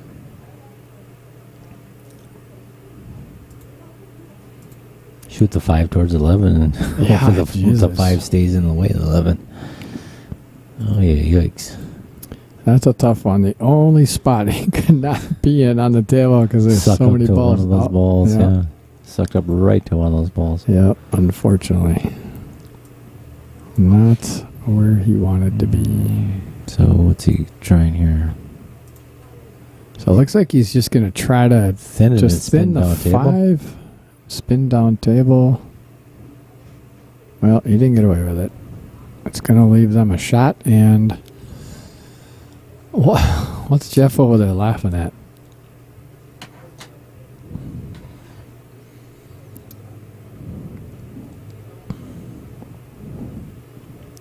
I don't think the 8 ball goes past the 2.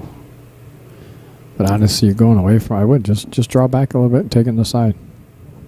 Yep. You got the angle that's going to come away from it, so it's not worth. It's not worth trying to go up table and run in the 7, and you got a hard cut on the 8 to just pass that 2 with a just small pocket.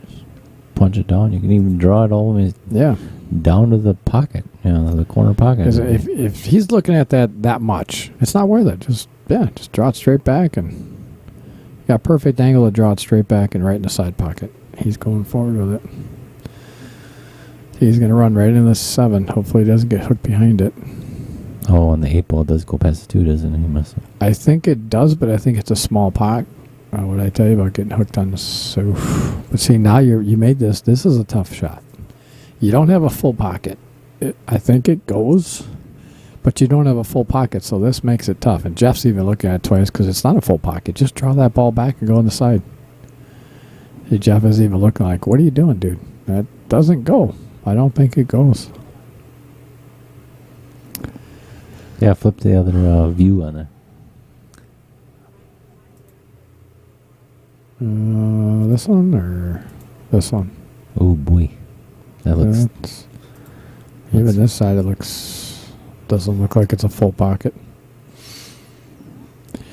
And as long as he's looking at this, I don't think it's definitely not a full pocket, and I don't even think it goes. To be honest with you, why chance it? I mean, at this point, you gotta be somewhat aggressive when you get down to the last 2 balls. Just because you might as well.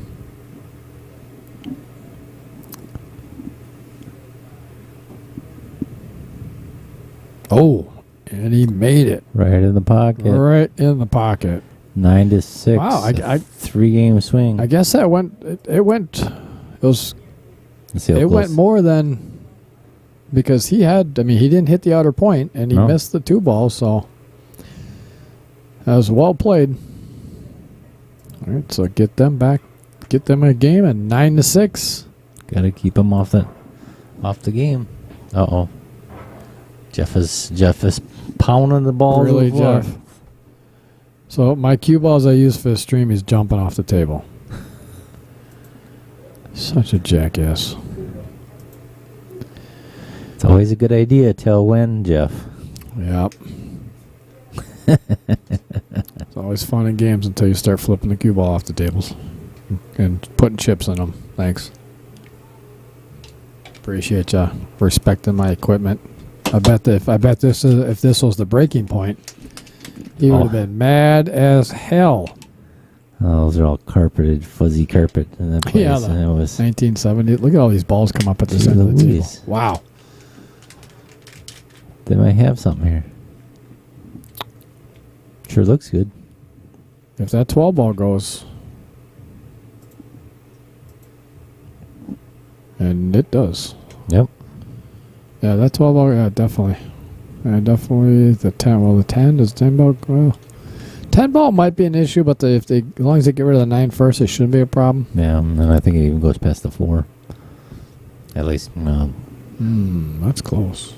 oh, yeah. Oh, hold on. Looking at this view, it almost looks like it does. Yeah, it very well could. Yeah. Very well could. So they decided to use their coach now, as I think they feel it's pretty necessary right now. Yeah, they get on the same page with the whole pattern. Yep. So they are going to need the rest of these games to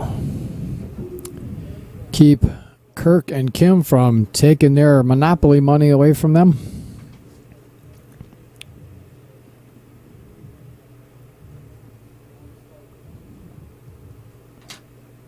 Let's get you back to the overhead view. It's a little better view of what a 12 ball. Chip 324 says $5 every time the cue hits the floor. Well, it's after 6 o'clock, so it's $2 a bounce. If it gets to a roll, then it's $20 on top of the bounces. What's up, Chip?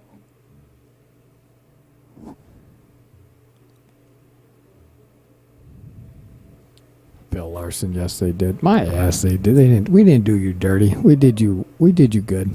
Hokey pokey. Hocus pocus. No, I'm hokey pokey. He's hokey pokey now? He's hokey pokey and hocus pocus.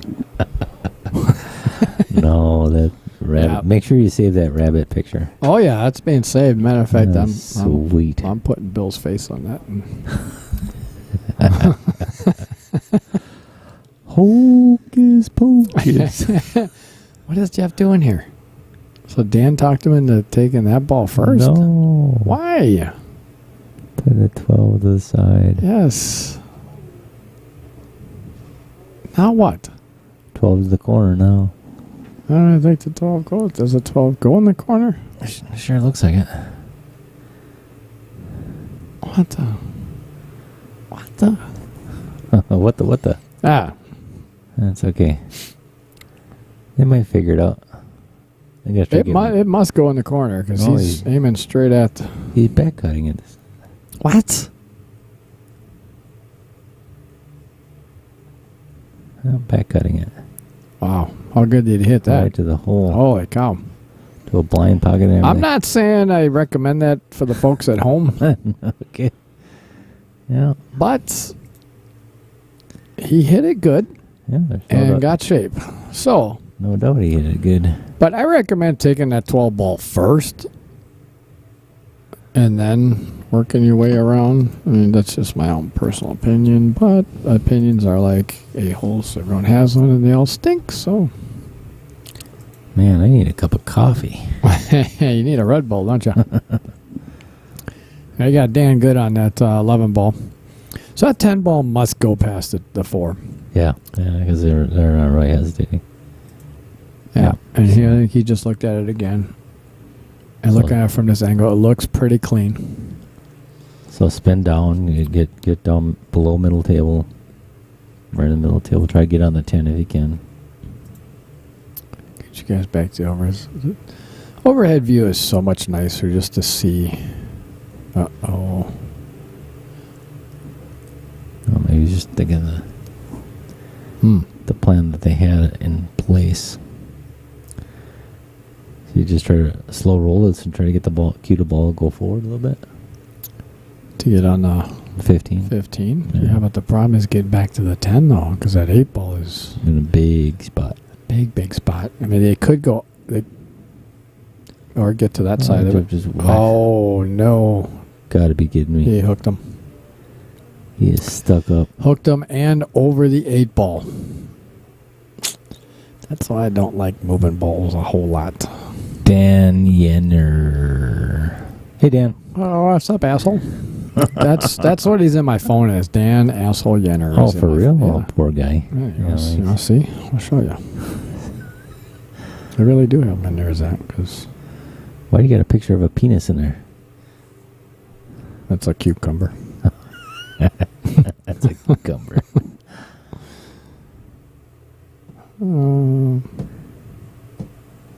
It's one coach per game. Dan, just to let you know. See? Yeah, he's right. I do. It's Dan. That's why I see. Here's the deal. People should know by now. Like he has a team for the summer league teams, and he didn't put a team name on there. So I just decided to give him one, and Now you give him one. ass hats. Oh, the classic ass hats. Yeah. What is Dan doing here? I'm not sure. He's tying up to 7, I think. Huh? Tim Armbruster just says, Jeff, you're killing me. Tim, you think he's killing you? Just wait. I played Scotch doubles with him the other day. He's killing me too. I get to play Scotch triples with him in August. Oh boy. Oh boy. Oh, boy, he's right. Yeah, that's right. At Mark Topple and myself and Dale Lorenz are going to play in that. Have a good time. Yeah, that's at what's the name of that bar up there? I don't know. I've never been there. I haven't been there either, but they asked me to play, and I know Barb's playing a tournament that weekend, so I'll work out. whoa, shit! What weekend is that? August 12th or something like that, or 13th or something like that. I gotta put that on my phone. Oh, Michelle, yeah, thanks for the offer. I'm gonna pass on the Red Bull. As soon as I hit my pillow, I want to be able to go to bed. All right. Well, the 8 ball does clear, so Yeah, this could be it. this could be it, folks.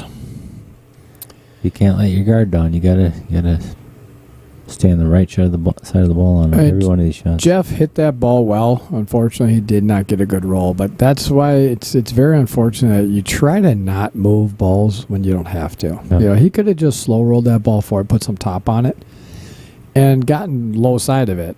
Yeah. You know what I mean? And still had a shot and a possibility of getting out. But Should you play the 4 ball here? yeah, can you see the 4? I don't know if you can see the 4. Oh. Now he's playing the 4. Now he's playing the 4, and now Kim just has to make sure he gets up in between that 3 and 10 ball to get back over to this side of the table. He could go, yep, just like that. He hit it good. Yeah.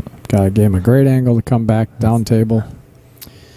And this could be it. Let me give you this view here. It's a good view of it, and there it is. And 1 ball left for the Bussans to take this match. Oh, he banked it in. Banked it in the hole. All right, there it is, folks. 10-6. We have the Bussans as the victors here in this race to 10 at Hollenbeck's Q Club here in Sussex Bowl in Sussex, Wisconsin. I want to thank everybody for tuning in. Make sure you are tuned in for next Friday for another Scotch doubles match between myself and Tom Krieger and Dale Little Cheddar Lorenz. That'll be and fantastic. Jeff Downtown Hook the Prick Brown. We are done for the evening. And I am Brian Hallelujah Hollenbeck, and in the booth with me tonight was Mr. Scott Jackwagon Kugel. We want to Thank you, everybody. thank you all for tuning in, and we will see you next week. Awesome. Peace Have a out. good night. All righty. Yeah, Jeff did not play well. Yeah, you had a